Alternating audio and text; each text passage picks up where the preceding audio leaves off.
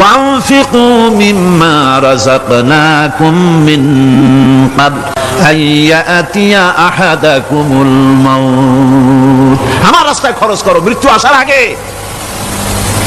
فيقول رب لولا أخرتني إلى أجل قريب। যদি মরার আগে না দাও, মৃত্যুর সময়, মৃত্যু যখন এসে গেল সেই সময় যদি বলো, অনুশোচনা যদি করো, আরে যদি আমি সময় পাইতাম, একটুখানি যদি সময় দিতে আল্লাহ, একটু সময় আমারে যদি দাও, ফাসাদদাকা ওয়া আকুম মিনাস সালিহিন, দান সদকা করব, সব আল্লাহর রাস্তায় দিয়ে দেব, আর আমি সালেহ বান্দাদের মধ্যে শামিল হয়ে যাব। আল্লাহ একটু সময় আমারে দাও। আল্লাহ পাক বলছেন, ওয়ালা ইউআখিরাল্লাহু নাফসান ইযা জাআ আজালুহা আল্লাহু খাবীরুম বিমা তা'মালুন। মৃত্যুর নির্ধারিত সময় আসলে এক সেকেন্ড আগে পাশে করা হবে না। সুতরাং মৃত্যুর আগে খরচ করো। আল্লাহ রাব্বুল আলামিন কোরআন শরীফের ভিতরে বলেছেন, আশ-শামসু ইয়ানবাগি লাহা আন তুদরিকাল কামারা ওয়ালাল লাইলু সাবিকুন নাহার ওয়া কুল্লুন ফি ফালাকি ইয়াসবাহুন। প্রবল জ্ঞানী হইবে যারা, আপন মনেতে বুঝিবে তারা, রাত্রি পারে না আগে যাইবার, দিনের স্থান করি অধিকার। চন্দ্র বাদে না সূর্যের গায়েতে, সূর্য পারে না চন্দ্রকে ধরিতে, যার যে স্থান বহাল রাখিয়া ভ্রমণ করিছে খোদাকে ধরিয়া। একটি নির্ধারিত সময় সীমা পর্যন্ত আপন আপন কক্ষপথে সব দৌড়াদৌড়ি করবে, কারো সাথে অ্যাক্সিডেন্ট হবে না কারো। ওয়াকুল্লুন ফি ফালাকি ইয়াসবাহুন, যা আছে মহাশূন্যে সব ঘুরতেছে। কে বলে? বলেন সবাই, কে বলছে? বলছেন, আমা হাসিবতুম আন তাদখুলুল জান্নাতা ওয়ালাম্মা ইয়া'লামিল্লাহুল্লাযীনা জাহাদু মিনকুম ওয়া ইয়া'লামাস সাবিরিন। তোমরা কি মনে করছো এমনি বেহেশতে চলে যাবা? এটা কি মামু বাড়ির আবদার নাকি? এমনি বেহেশতে চলে যাবা? অথচ আল্লাহ রাব্বুল আলামিন এখনো দেখেন নেননি যে তোমাদের মধ্যে কারা জিহাদ করতে প্রস্তুত, কারা তোমাদের মধ্যে জিহাদ করে জান দেওয়ার জন্য প্রস্তুত, আর কারা ধৈর্যধারী, এটা তো আল্লাহ এখনো দেখে নেন নাই। সুতরাং হক এবং বাতিলের সংগ্রামে লিপ্ত হতে হবে। আল্লাহ দেখতে চান কারা জীবন দিতে চায়। সুতরাং ইসলামী আন্দোলনে যারা শরীক হবে তাদের বিপদ এবং মুসিবত দিয়ে আল্লাহ রাব্বুল আলামিন তাদের সাহসিকতা এবং ধৈর্যের পরীক্ষা নেবেন। কোরআনে কারীম বলছেন, وَلَنَبْلُوَنَّكُمْ حَتَّى نَعْلَمَ الْمُجَاهِدِينَ مِنكُمْ وَالصَّابِرِينَ وَنَبْلُوَ أَخْبَارَكُمْ। অবশ্যই আমি তোমাদেরকে পরীক্ষার সম্মুখীন করব, আর তোমাদের মধ্যে সত্যিকার মুজাহিদ, দৃঢ়তা অবলম্বনকারী কারা, আমি তা দেখব। এটা যেন আমি দেখে নিতে পারি, সেই জন্য আমি বিপদ এবং মুসিবতের মধ্যে তোমাদের ফেলবো। ধৈর্যধারীদের উপরে আমার রহমত অবশ্যই থাকবে। সবর এমন এক সম্পদ যা ধারণ করলে পরে আল্লাহ রাব্বুল আলামিন রাষ্ট্রীয় ক্ষমতা দান করে দেন। সুবহানাল্লাহ, সুবহানাল্লাহ। ধৈর্য ধারণ করলে আল্লাহ রাষ্ট্রের মতো বিরাট নিয়ামত আল্লাহ হাতে তুলে দিবেন।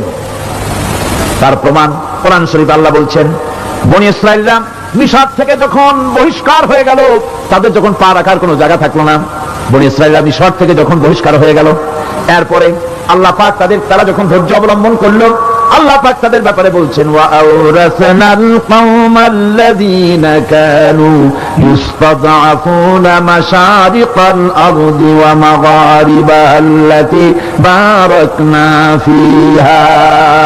আর তাদের স্থলে আমি নির্যাতিত লোকদেরকে প্রতিষ্ঠিত করলাম। পশ্চিম এবং উত্তরের তাদেরকে আমি পশ্চিম এবং পশ্চিম এবং পূর্বের উত্তরাধিকারী তাদেরকে বানায় দিলাম। বিরাট এলাকা তাদের হাতে আমি তুলে দিলাম। ওয়াতাম্মাত কালিমাতু রাব্বিকাল হুসনা আলা বানি ইসরাঈলা বিমা সাবারু। আর এভাবে করে আল্লাহ পাক তার কথাকে পূর্ণ করলেন বনী ইসরাঈলদের উপরে সবর ইখতিয়ার করার জন্য। ধৈর্য ধরার কারণে আল্লাহ পাক রাষ্ট্রের মালিক তাদের বানায় দিলেন। যেরকম সুবহানাল্লাহ। সবর যদি করা হয়, কেউ যুদ্ধ যদি বাদে যদি জাহাজ শুরু হয়ে যায়, আল্লাহ পাক বলেছেন ফেরেশতা দিয়ে সাহায্য করবে। যদি সবর থাকে, তোমাদের সবর থাকলে আল্লাহ কি দিয়ে সাহায্য করবেন? ফেরেশতা দিয়ে।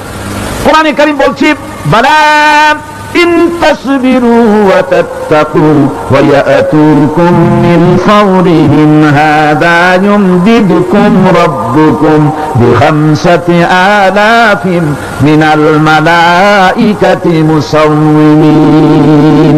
হ্যাঁ, তোমরা যদি ধৈর্য অবলম্বন করো আর আল্লাহকে ভয় করে চলো, তাহলে এক্ষুনি আল্লাহ রাব্বুল আলামিন তোমাদের জন্য কাতারে কাতারে শৃঙ্খলাবদ্ধ ৫,০০০ ফেরেশতা দিয়ে তোমাদেরকে সাহায্য করবেন। সুবহানাল্লাহ, তোমাদেরকে ফেরেশতা দিয়ে সাহায্য করা হবে। তোমরা যদি সবর ইখতিয়ার করো, তাহলে সংখ্যা যদি কম হয়, বেশি সংখ্যার উপরে জয় করে দেব। ইয়াকুম মিনকুম ২০ সাবিরুনা ইয়াগলিবু মিআতাইন। যদি তোমাদের ভিতরে ধৈর্যশীল ২০ জন হয়, আমি ২০০ কাফেরের বিরুদ্ধে তোমাদেরকে জয় করে দেব। সুবহানাল্লাহ। তোমরা যদি হও ধৈর্যশীল ২০০ কাফেরের উপরে তোমরা জয়যুক্ত হয়ে যাবে। আর বিপদ আর মুসিবতে যারা ধৈর্য ধরে, তাদের জন্য আল্লাহর পক্ষ থেকে সুসংবাদ। সুসংবাদ কাদের জন্য? ধৈর্যধারীদের জন্য। কোরআনে কারীম বলছে, ওয়াবাশশিরিস সাবিরিন আল্লাযীনা ইযা আসাবাতহুম মুসিবাতুন ক্বালু ইন্না লিল্লাহি ওয়া ইন্না ইলাইহি রাজিউন।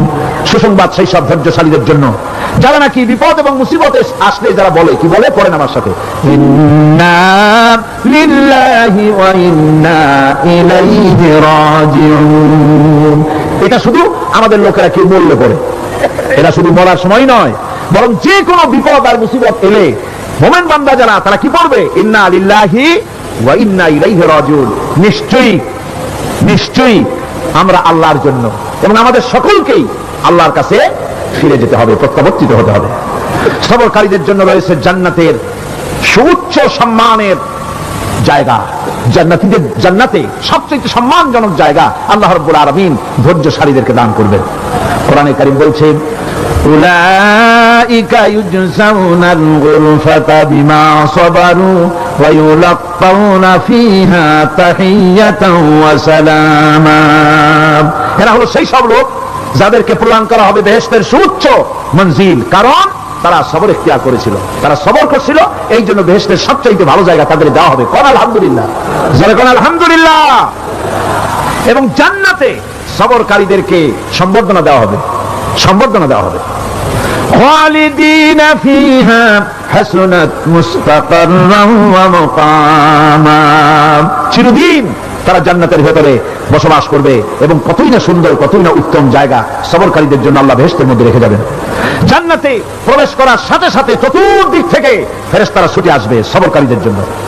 ওয়াল মালাইকাতু ইয়াদখুলুনা আলাইহিম মিন কুল্লি বাব। চতুর্দিক থেকে ফেরেশতারা তাদেরকে ইস্তেকবাল করবে। কি বলবে?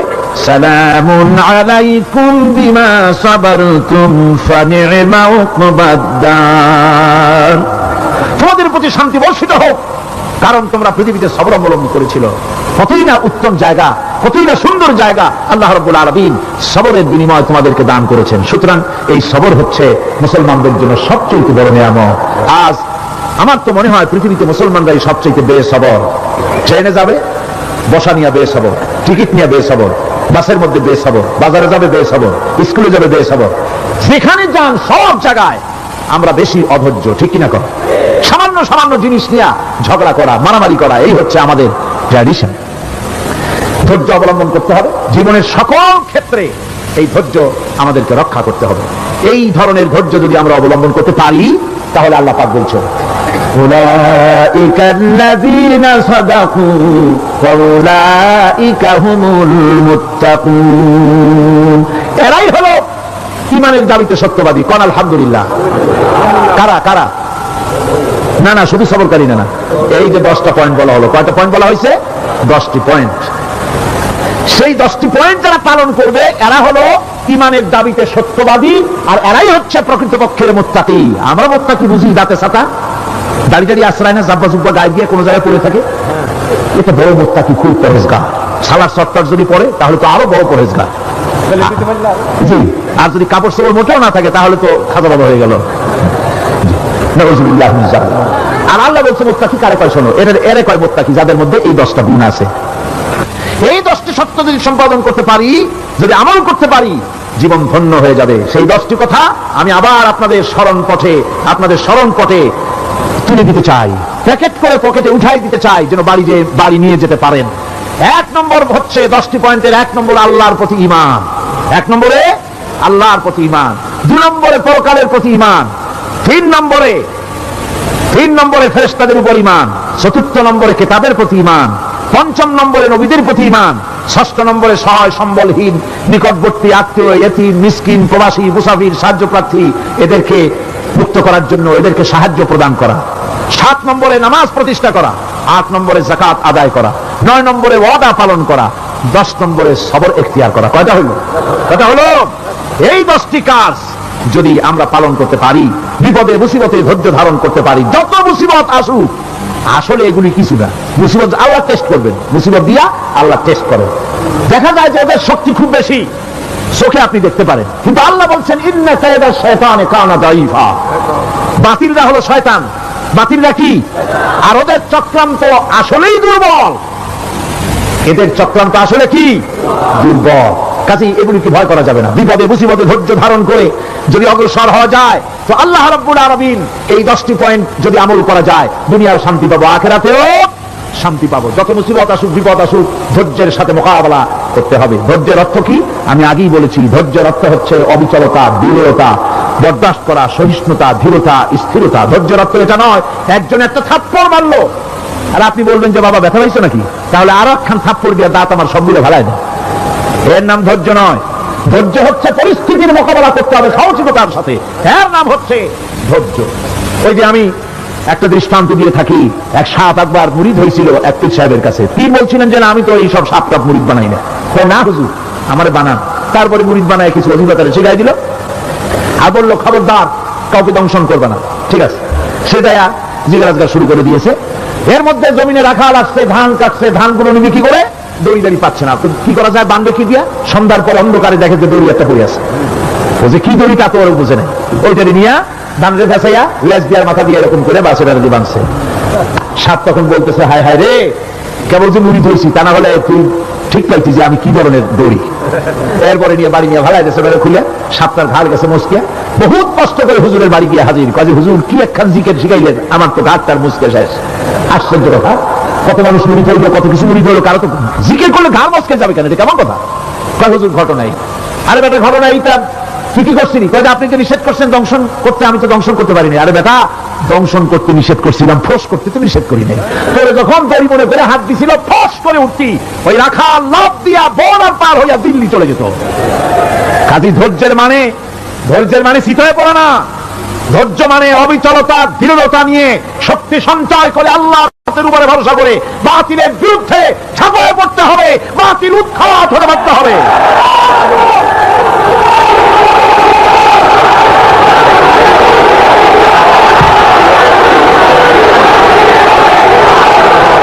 ভাইরা আমার, সুতরাং আলহামদুলিল্লাহ আমরা কোরআনে কারিমের এই আয়াতে কারিমাত আমরা যদ্দূর পারলাম আলোচনা করেছি। আল্লাহ পাক যেন এতে বরকত দেন, জোরে কোন আমিন। আর জোরে কোন আমিন। আল্লাহ পাক বলেন ওয়াইদা মারিতু ফাহুয়া ইয়াশফিন। ইব্রাহিম আলাইহিস সালামকে দিয়ে আল্লাহ এই কথাও বলালেন, আমি যখন অসুস্থ হই আমার এই রোগ মুক্ত কে করে দেয়? বলেন না, কে করে দেয়? আল্লাহ রাব্বুল আলামিন রোগ মুক্ত করে দেন।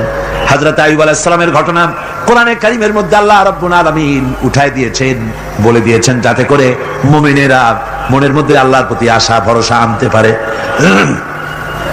রোগ হয়েছে হযরত আইয়ুব আলাইহিস সালামের, এত অসুখে রোগে শোকে আত্মীয় স্বজন স্ত্রী পুত্র পরিজন সব তারে ছেড়ে গেল, গায়ে পোকা হয়ে গিয়েছে। 1 বছর 2 বছর নয়, বছরের পর বছর ধরে রোগাক্রান্ত অবস্থায় আইয়ুব আলাইহিস সালাম আছেন। এবার সমস্ত শরীর ছেড়ে জিহ্বার মধ্যে পোকা হওয়া শুরু হয়ে গেছে। হযরত আইয়ুব আলাইহিস সালাম জিহ্বায় যখন পোকা শুরু হয়ে গেল, আল্লাহর দরবারে তখন তিনি ফরিয়াদ করে বলেছিলেন, রব্বুল আলামিন, সারা শরীরে পোকা ধরলো, শরীর জরা জরা হয়ে গেল, রোগে শোকে শেষ হয়ে গেলাম, কোনো শিকায়ত করি নাই, এবার তো কথা না বলে পারি না, মাবুদ তুমি দয়া করে আমার জিহ্বায় পোকা দিও না, আমার জিহ্বাটা পোকা ধরেছে, দয়া করে পোকা জিহ্বায় দিও না, কারণ আমার জিহ্বায় যদি পোকা হয়ে যায় তাহলে তোমার মতো আল্লাহর জিকির আমি কি দিয়া করব? আমার জিহ্বাটা ভালো রাখো আল্লাহ। হযরতে আইয়ুব আলাইহিস সালাম পড়েছিলেন আন্নী মাসানি আদ-দুররু ওয়া আনতা আরহামুর রাহিমিন। আয় আল্লাহ, আমি রোগাক্রান্ত হয়ে পড়েছি আর তুমি তো রহমান রহিম। দোয়া মঞ্জুর হলো। আল্লাহ পাক আইয়ুব আলাইহিস সালামকে রোগ মুক্ত করে দিলেন। রোগ হলে পরে কে সেরে দেয়? কে সেরে দেয়? আল্লাহর প্রতি এই আশা, এই ভরসা, এই চিন্তা থাকতে হবে। আল্লাহ পাক বলেন, যখন আইয়ুব আমার কাছে দোয়া করলো আমিও জবাব দিয়া দিলাম। কোন সুবহানাল্লাহ। আল্লাহ পাক বলেন, ফাকাশাফনা মা বিহি মিন দুররি ওয়া আতাইনাহু আহলাহু ওয়া মিসলাহুম মাআহুম রাহমাতাম মিন ইনদিনা। আমি তার কষ্ট দূর করে দিলাম, তার হারানো স্বাস্থ্য ফিরাই দিলাম এবং তার সাথী সঙ্গীদেরকে আমার পক্ষ থেকে আমার রহমত দিয়ে তার কাছে সব আবার আমি ফিরাইয়া দিলাম। সুতরাং মুমিন ব্যক্তি কখনো হতাশ হবে না। চতুর্দিকে দেখে বিপদ আর বিপদ, এই বিপদে সে হতাশ হয় না, আশায় বুক বেঁধে থাকে। নিরাশার আধারে তুমি হে আশার নূর, যেখানে বেরোবার কোনো পথ নাই সেখান থেকে পথ বের করে দেয় কে? চিল্লায় কোন কে দেয়? আমার আল্লাহ পাক। দেখেন হযরত ইউসুফ আলাইহিস সালাম হারায় গেলেন, মানে তার 11 ভাই ইউসুফ আলাইহিস সালামকে কুয়ার মধ্যে ফেলাই দিলেন। আর এসে তারা বলল যে ইউসুফ আলাইহিস সালামকে বাঘে খায়া ফেলেছে। এটা কি গল্প নাকি? এটা কোথায় আছে? কোরআন শরীফের মধ্যে আছে। ওই 11 ভাই মনে করেছিল ইউসুফ আলাইহিস সালাম রে কুয়ার মধ্যে ফেলাই দিলাম, এ কুয়ার মধ্যে পচে মরবে, শেষ হয়ে যাবে। কিন্তু ওই 11 ভাই জানে না এটা কোনো কুয়া নয়, এটা হলো একটা সুড়ঙ্গ পথ, এটা হলো একটা টানেল। এক মুখে ইউসুফকে ফেলাই দিল 11 ভাই, কুয়ার আরেক মুখ থেকে আল্লাহ হযরত ইউসুফকে বের করে মিশরের সিংহাসনে বসাইয়া দিলেন। ওরা বুঝে না, তাই চিরকাল পাপীরা আল্লাহর বান্দাদেরকে, আল্লাহর দ্বীনের গোলামদেরকে অত্যাচার করে, মনে করে শেষ করে ফেলাবো। কিন্তু শেষ আল্লাহর গোলামেরা হয় না, ওরাই শেষ হয়। নির্মূল যারা করতে চায় ওরাই নির্মূল হয়ে যায়। টিকে থাকে কে? আল্লাহর গোলামেরা। টিকে থাকে কে? আল্লাহর গোলামেরা টিকে থাকে। নির্মূলেরিয়া নির্মূলই হয়ে যায় সব সময়। ঠিক কিনা কর? জনে বলেন ঠিক কিনা? ভাইরা আমার, হযরত ইয়াকুব আলাইহিস সালাম ছেলের চিন্তায় চিন্তায় চোখ দুটো অন্ধ হয়ে গেছে, কাঁদতে কাঁদতে চোখ অন্ধ হয়ে গেছে। কিন্তু হতাশ হন নাই, কারণ হতাশ হবে কেবলমাত্র কাফেরেরা। হতাশ হয় কারা? আল্লাহ বলেছেন হতাশ হয় কাফের, ইমানদার কখনো হতাশ হয় না। হযরত ইয়াকুব আলাইহিস সালাম ছেলে হারাইয়া কি বলতেছেন শোনেন। আল্লাহ তার কথা কোরআনে কারীমের ভিতরে আল্লাহ কি সুন্দর করে উঠায় দিয়েছেন। হযরত ইয়াকুব পড়তেছেন, ফাসাবরুন জামিলুন আসাল্লাহু আইয়াতিয়ানি বিহিম জামিআন ইন্নাহু হুয়াল আলিমুল হাকীম। ফাসাবরুন জামিল, ধৈর্য ধারণ করাই এখন আমার জন্য উত্তম।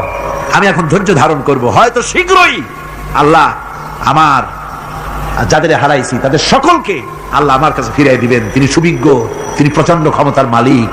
আশায় বুক বেঁধে থাকলেন তিনি। আর ইউসুফ আলাইহিস সালাম আজকে প্রেসিডেন্ট। তিনি মিশরের কি? তিনি কি? তিনি 11 ভাই গেছে সেইখানে খাবার আনার জন্য। হযরত ইউসুফ আলাইহিস সালামের চিনতে কোনো কষ্ট হয় নাই, ওরা তো চেনে নাই, কিন্তু ইউসুফ আলাইহিস সালাম চিনে ফেলেছেন। হযরত ইউসুফ কোনো প্রতিশোধ নিলেন না। হযরত ইউসুফ পরিচয় দিলেন আর বললেন, ভয় পাইও না, খাদ্য তোমাদেরকে দিয়ে দিব। তোমাদের ব্যাপারে আমার বক্তব্য হচ্ছে লা তাসরিবা আলাইকুমুল ইয়াউম, তোমাদের বিরুদ্ধে আমার কোনো ক্ষোভ নাই, বিদ্বেষ নাই, মাফ করে দিলাম।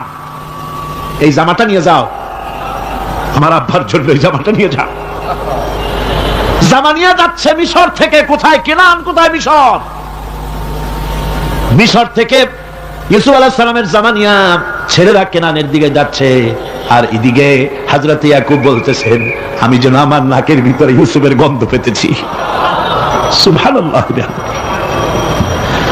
জামা চলে এলো, চোখের উপরে তিনি রাখলেন, আল্লাহ চোখ ভালো করে দিলেন। সুবহানাল্লাহ।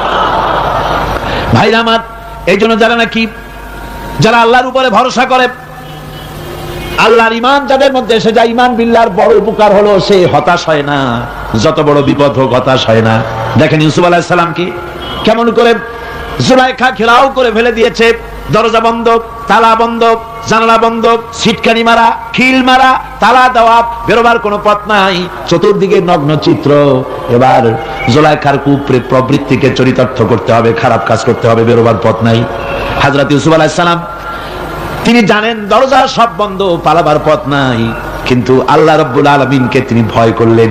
যুবক মানুষ আল্লাহ রাব্বুল আলামিনকে ভয় করলেন, রব্বুল আলামিনকে ভয় করে তিনি তালাবদ্ধ দরজার দিকে দৌড় মারলেন।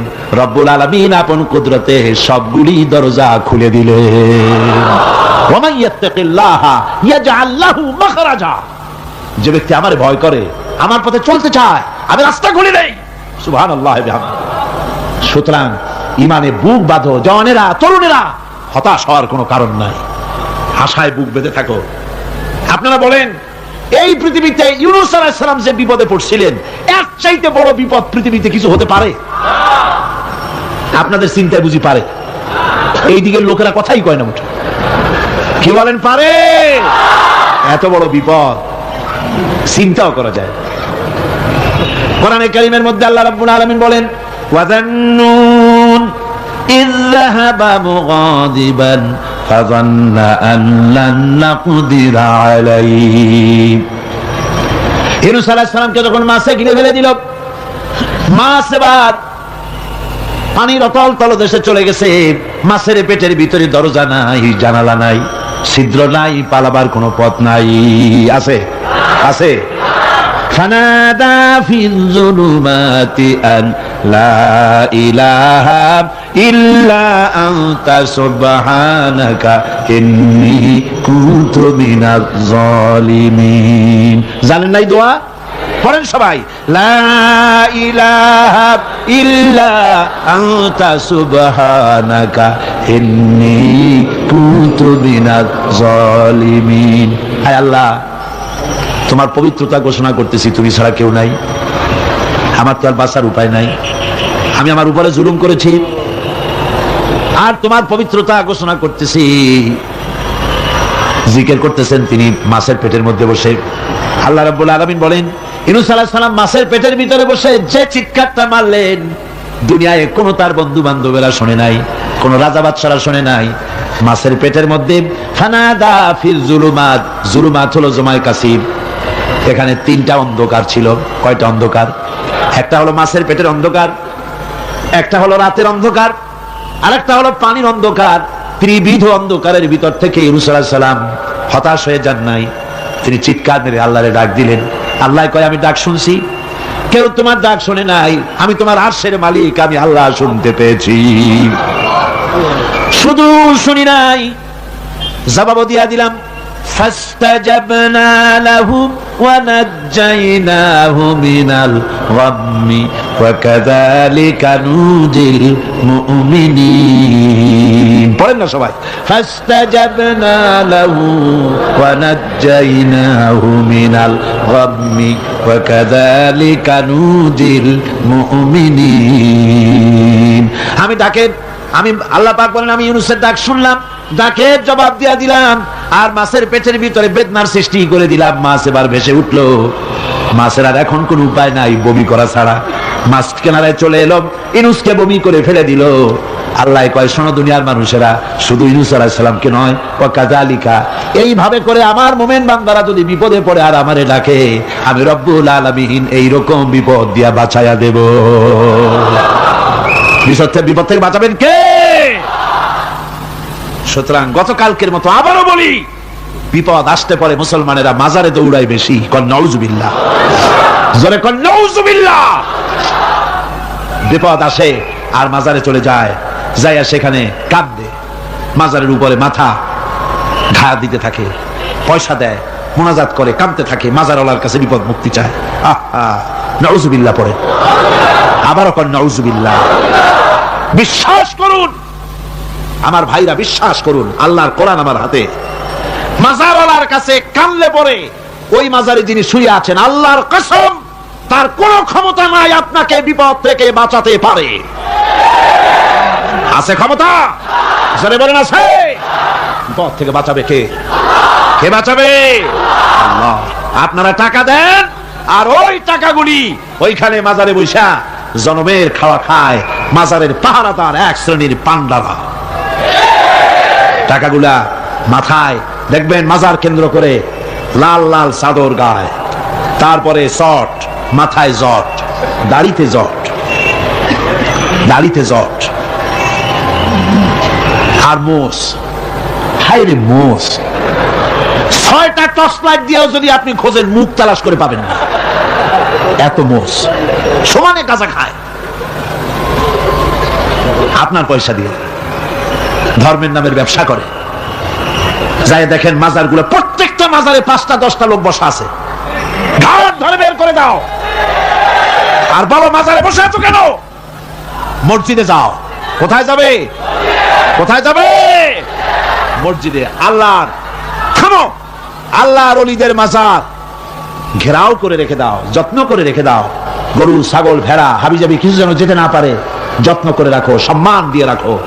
কিন্তু তোমার ওখানে পাহারা দিতে বলছে কে? তুমি ওখানে বসে থাকো কেন? গুড় যেখানে পিঁপড়া সেখানে।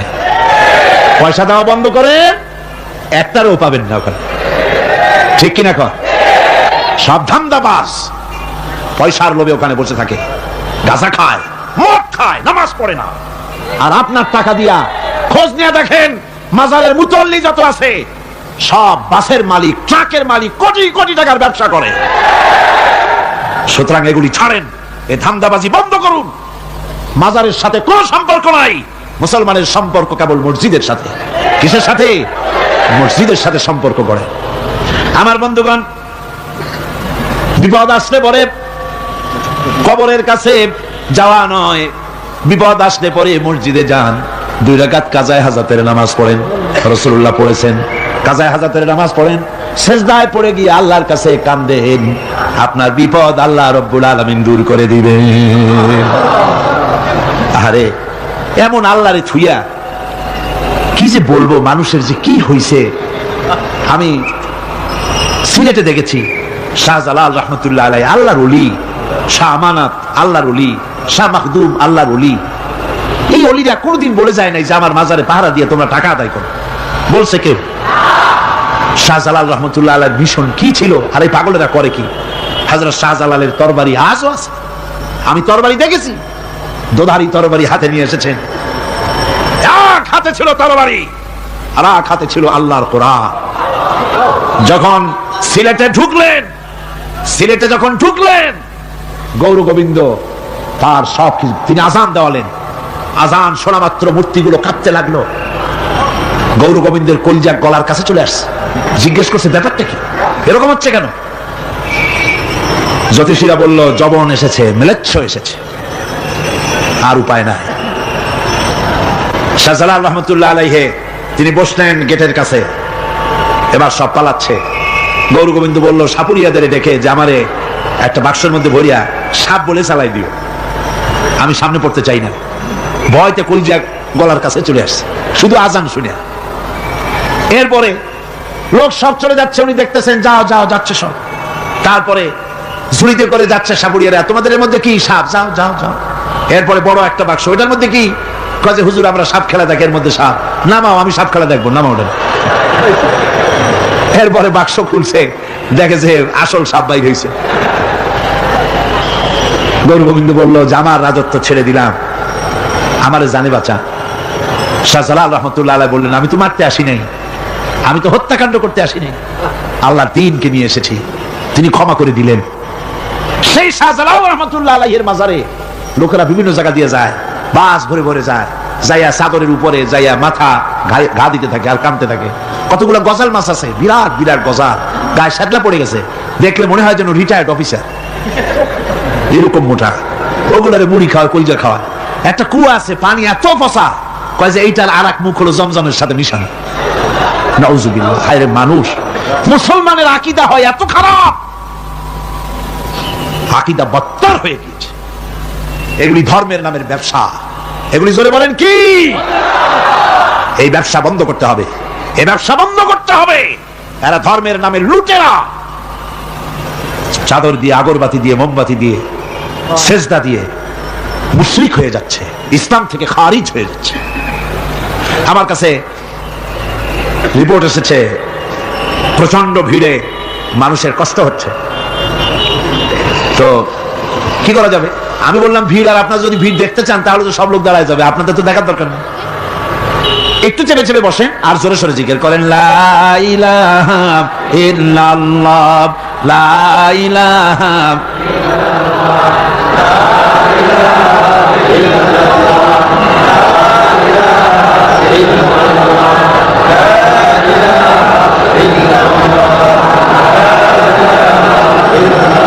আপনি কিন্তু বসেই এগোতে পারতেন, দাঁড়ালে পরে ডিস্টার্ব হয়, হাঁটলে পরে ডিস্টার্ব হয়। নিজের কপালটারে খারাপ করেন না, এত সুন্দর আল্লাহর কথা শোনা থেকে নিজেকে মাহরুম করতে চেষ্টা করেন না। নিজেও শোনেন, অপরকেও শুনতে দেন। বসেন, মাজা ব্যথা করবে না, আল্লাহ মাজা ব্যথা ভালো বানায় দেবে যত সময় বসবেন। কোন আলহামদুলিল্লাহ।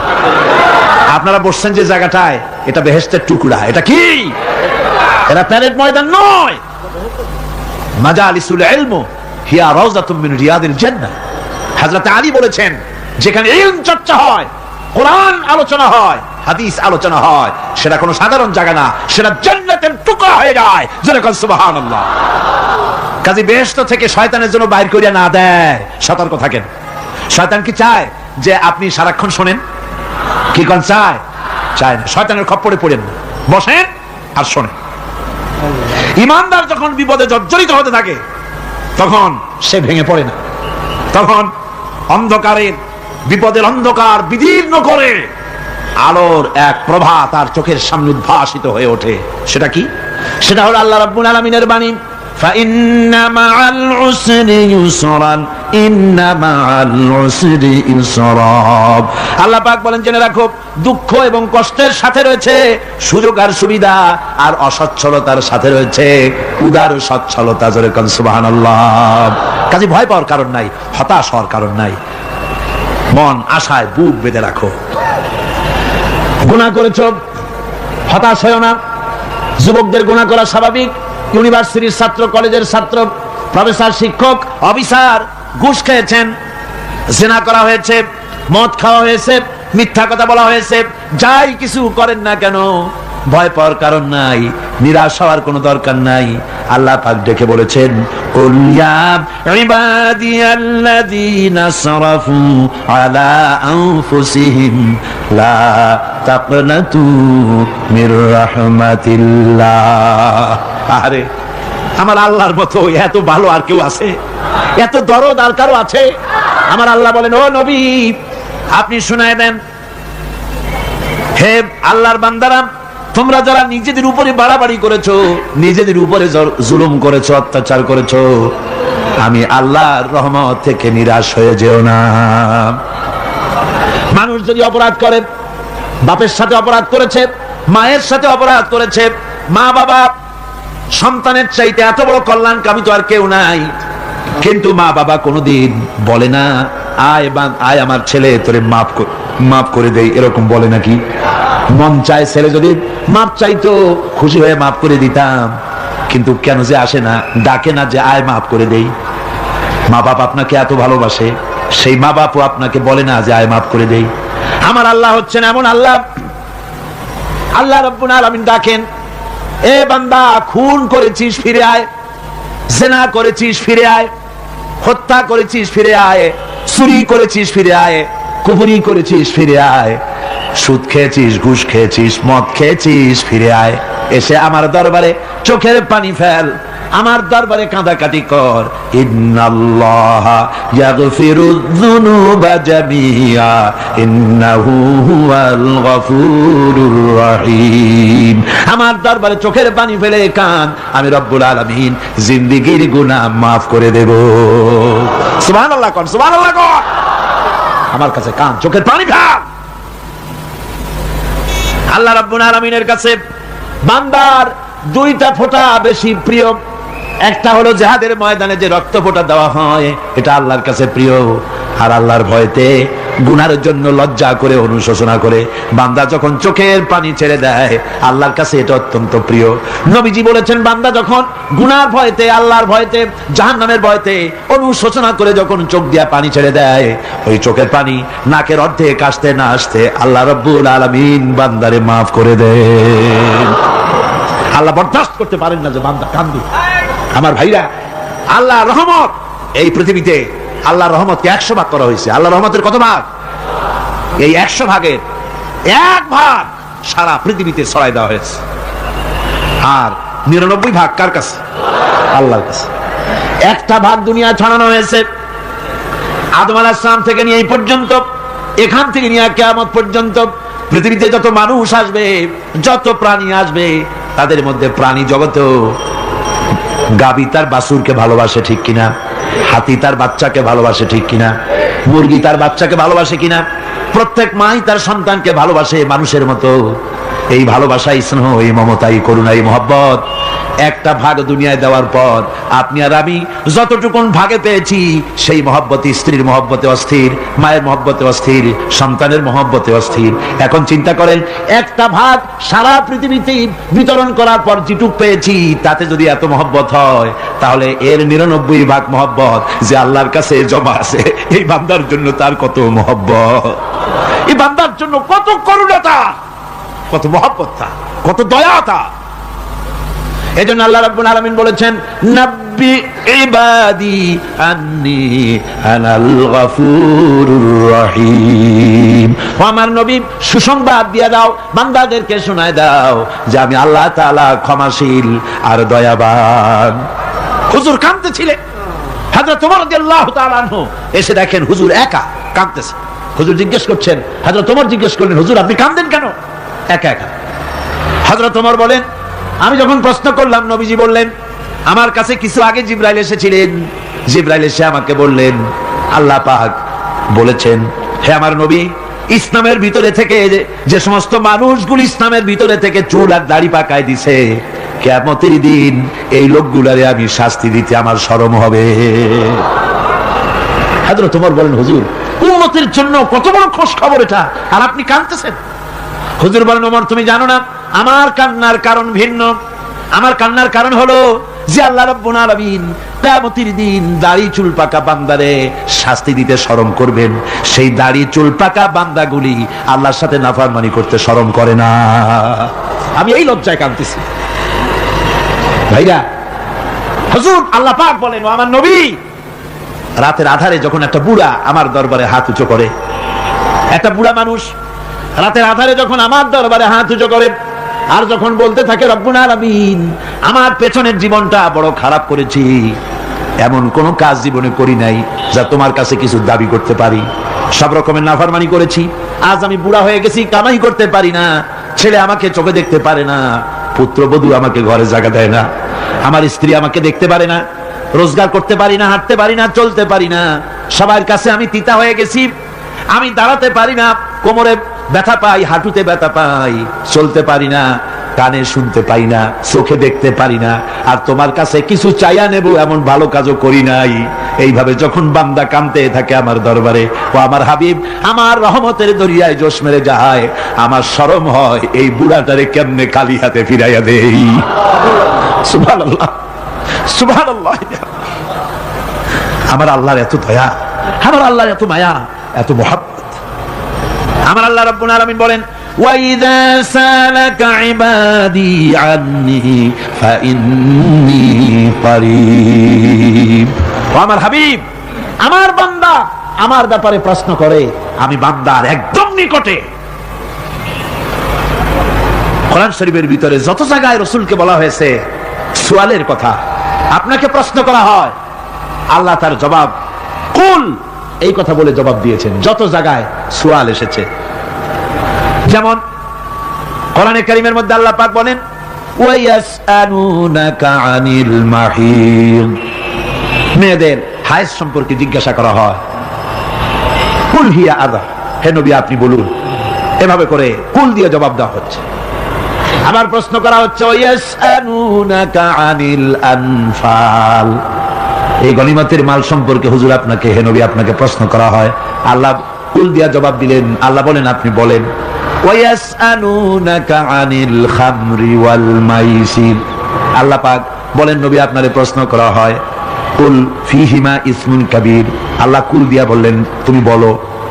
আবার বলা হলো ওয়ায়াসআলুনাকা আনিল আহিল্লা কুল হিয়া মাওয়াকিতু লিন্নাস। ও নবী আপনাকে প্রশ্ন করা হয় চাঁদের ক্রমবর্ধমান এবং ক্রমহ্রাস, এই যে বাড়ে আর কমে, পূর্ণিমা হয় অমাবস্যা হয়, কেন হয়? আপনি বলুন কুল, আপনি বলেন এটা আমি অক্ত এবং সময়, বছর আর দিন গণনা করার জন্য পৃথিবীবাসীদের জন্য বিনা পয়সায় একটা ক্যালেন্ডার বানাইয়া আকাশে ঝুলাই রেখেছি। এভাবে যত জায়গায় এসেছে আপনাকে প্রশ্ন করা হয় তত জায়গায় আল্লাহ জবাব দিয়েছেন কুল, আপনি বলেন।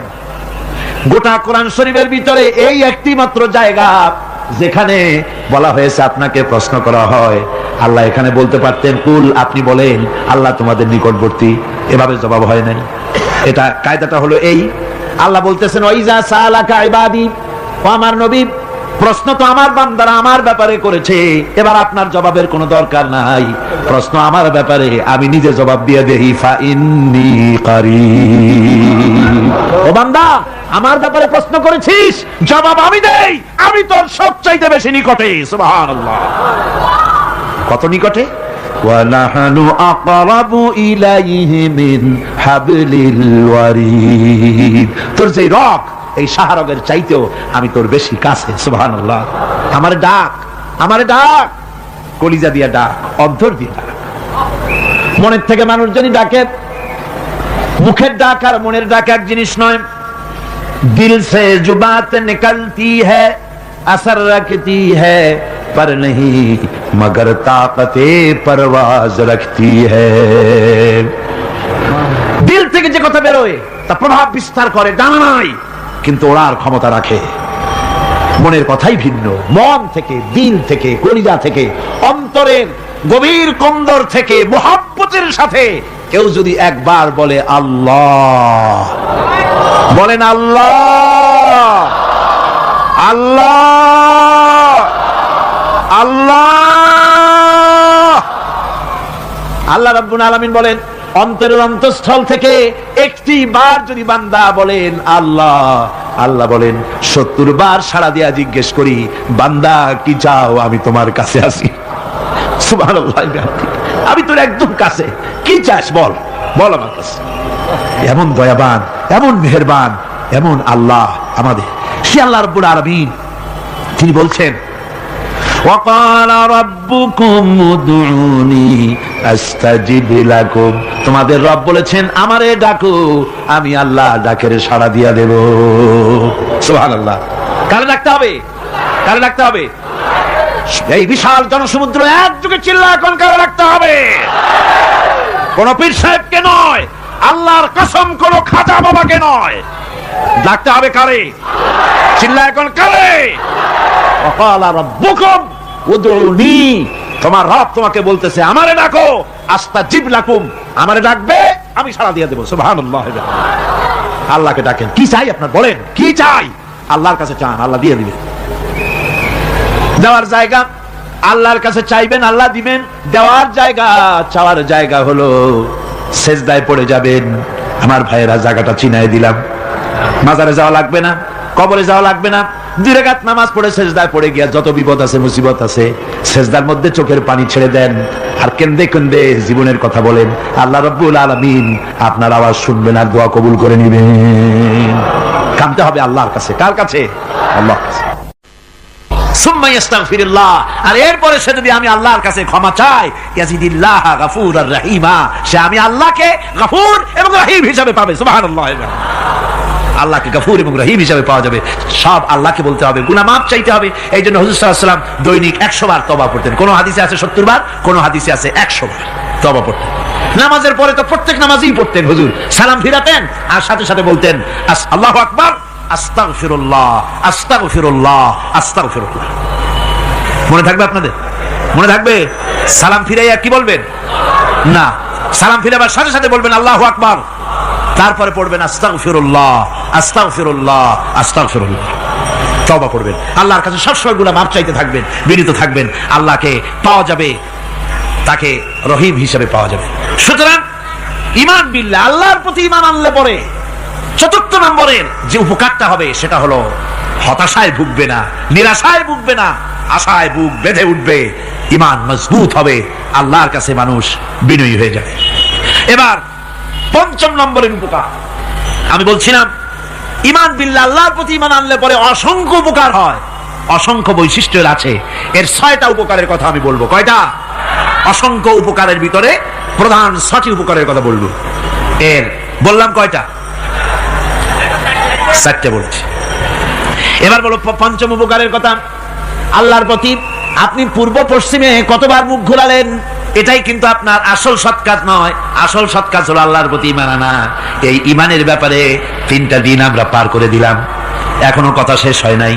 আল্লাহর প্রতি ঈমান আনলে পরে যে উপকারটা হবে পঞ্চম নম্বরে, সেটা হলো কঠোর এবং কঠিন বিপদের ভিতরে বান্দার ভিতরে অবিচলতা এবং ধৈর্যের সৃষ্টি হয়ে যাবে। আলহামদুলিল্লাহ। কঠিন বিপদ মুসিবত আসলে পরে সে অবিচল থাকবে। সারা দুনিয়ার বিপদ আপদ, শত্রুতা, দুঃখ, কষ্ট, মুসিবত, জুলুম, নির্যাতন সবকিছু পাহাড়ের মতো উঁচু হয়ে তাকে ঘিরে ফেলবে, কিন্তু তাকে এক চুলও নাড়াতে পারবে না। আলহামদুলিল্লাহ। সারা পৃথিবী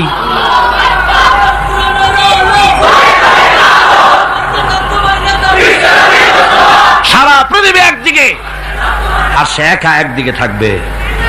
বিরোধিতা তো হবেই, বিপদ তো আসবেই। কবি বলতেছেন, সাথে জাকা রহা হ্যায় আজল সে তা ইমরোজ, সাথে জাকা রহা হ্যায় असल से ता इमरोज, चरागे मुस्तफावी से शरारे बुलहबीस। সে আবহমান কাল থেকে শুরু করে মুস্তাফা সাল্লাল্লাহু আলাইহি ওয়াসাল্লামের দীপ শিখার সাথে আবু জাহেল, আবু লাহাবের অগ্নিস্ফুলিঙ্গের টক্কর লেগেই আছে। রাসূলুল্লাহর আল্লাহর দেওয়া এই বিধান, এই দ্বীনের বাতিটা টিম টিম করে চলেছে। আর গর্কি, টর্নেডো, হাজার হাজার মাইল বেগে হ্যারিকেন এসেছে, গর্কি এসেছে, টর্নেডো এসেছে, টাইফুন এসেছে, কিন্তু এই আলো নিবাইতে পারে নাই। সুবহানাল্লাহ। এই আলো নিবাতে পারে নাই। এই শত্রুতা চিরকালে নিবাতে পারবে না। কারণ হচ্ছে আল্লাহ রাব্বুল আলামিন বলেছেন, ইউরিদুনা লিইউতফিউ নূরাল্লাহি বিআফওয়াহিহিম ওয়াল্লাহু মুতিম্মু নূরিহি ওয়ালাউ কারিহাল কাফিরুন। ওরা চায় মুখের ফু দিয়ে আমার আলোকে নিভিয়ে দেবে, কিন্তু আমি আমার আলোকে পূর্ণতা দান করব। তাতে কাফের বেঈমানদের কলজায় যত জ্বালা যন্ত্রণা হোক, আমার দিন কেউ মিটাই দিতে পারবে না। সুবহানাল্লাহ। সুতরাং বিপদে অবিচলতা আসবে, সে অটল হবে, মজবুত হবে। কোরআনে কারীম বলতেছে, ওয়া কাযালিকা জাআলনা লিকুল্লি নাবিয়্যিন আদুওয়াম মিনাল মুজরিমিন। এই পৃথিবীতে এমনি করে আমি সকল নবীদের শত্রু বানিয়েছি, সব পাপিষ্ঠ অপরাধীদেরকে। নবীদের সাথে বিরোধিতা করেছে কারা? পাপিষ্ঠরা, অপরাধীরা। আজও খুঁজে দেখেন, আজও ইসলামী আন্দোলনের বিরোধিতা যারা করে সবগুলি কি? পাপিষ্ঠ। সত্য কি রাখ? ইসলামী আন্দোলনের বিরোধিতা যারা করে হিসাব করে চোখ দিয়ে তাকায় দেখেন, খুঁজে দেখেন তাদের নামগুলি। মদখোর, জিনাকার, বদমাশ, চোর, হাইজাকার, বেনামাজি, লুটেরা, মিথ্যাবাদী, সবচাইতে সমাজের নিকৃষ্ট লোকগুলি ইসলামের বিরোধিতা করে।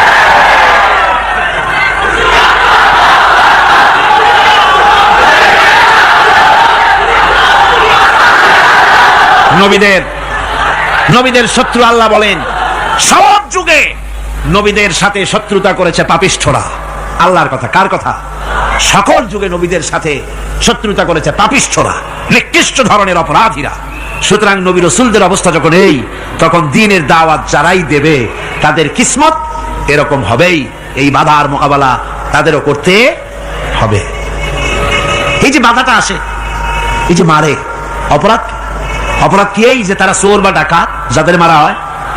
আল্লাহ রাব্বুল আলামিন বলেন, অপরাধ হলো ওয়ামা নাকামু মিনহুম ইল্লা আইয়ুমিনু বিল্লাহিল আজিজিল হামিদ।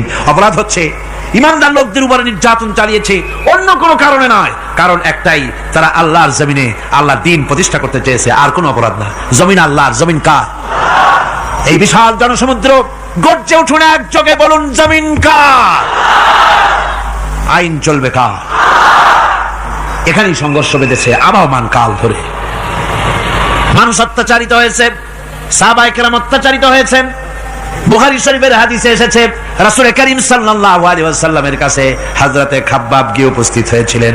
হযরতে খাব্বাব বলেন, হাদিসটা এভাবে লেখা হয়েছে বুখারীতে, ওয়ান খাব্বাব বিন আল-আরিদ রাদিয়াল্লাহু তাআলা আনহু قال شكونا الى رسول الله صلى الله عليه وسلم وهو متوسد بردة له في ظل الكعبة।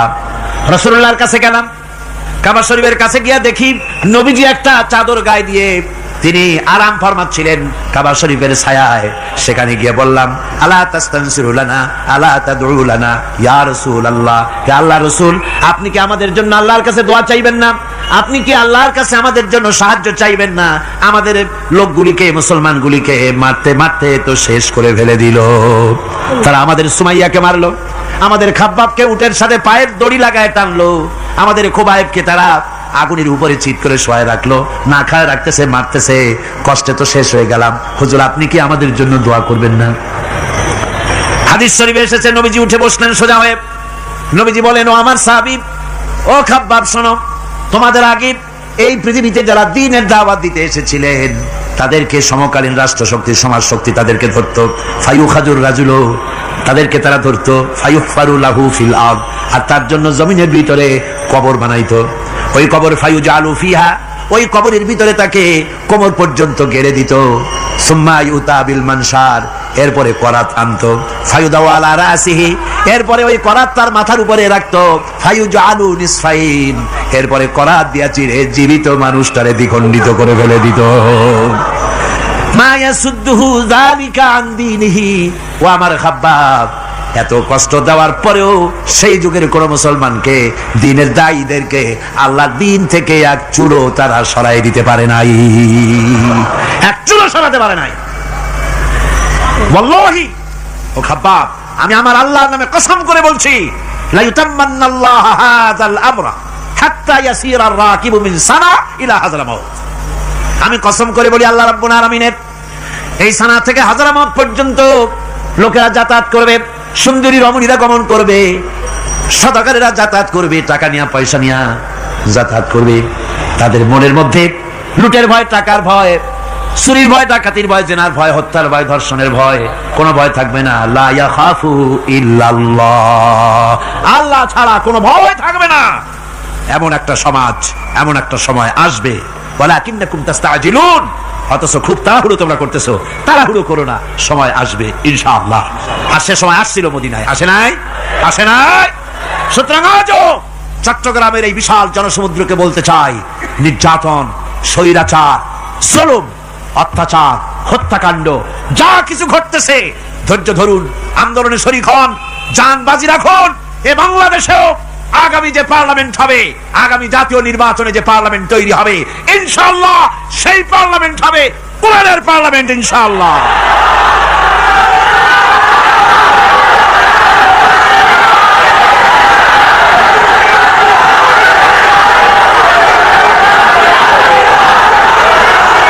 আমার ভাইয়েরা, আমার বন্ধুগণ, কঠিন বিপদে অবিচলতা এবং ধৈর্যের দৃষ্টান্ত রেখে গেছেন আম্বিয়া আলাইহিমুস সালাম। সুবহানাল্লাহ। কঠিন বিপদে অবিচলতা, দৃঢ়তা, ধৈর্য কারে বলে, তার দৃষ্টান্ত কারা রেখেছেন? আম্বিয়া আলাইহিমুস সালাম। ওনারাই আমাদের আদর্শ, নবীরাই আদর্শ, সাহাবায়ে কেরাম রিদওয়ানুল্লাহ তাআলা আলাইহিম আজমাইন আমাদের আদর্শ।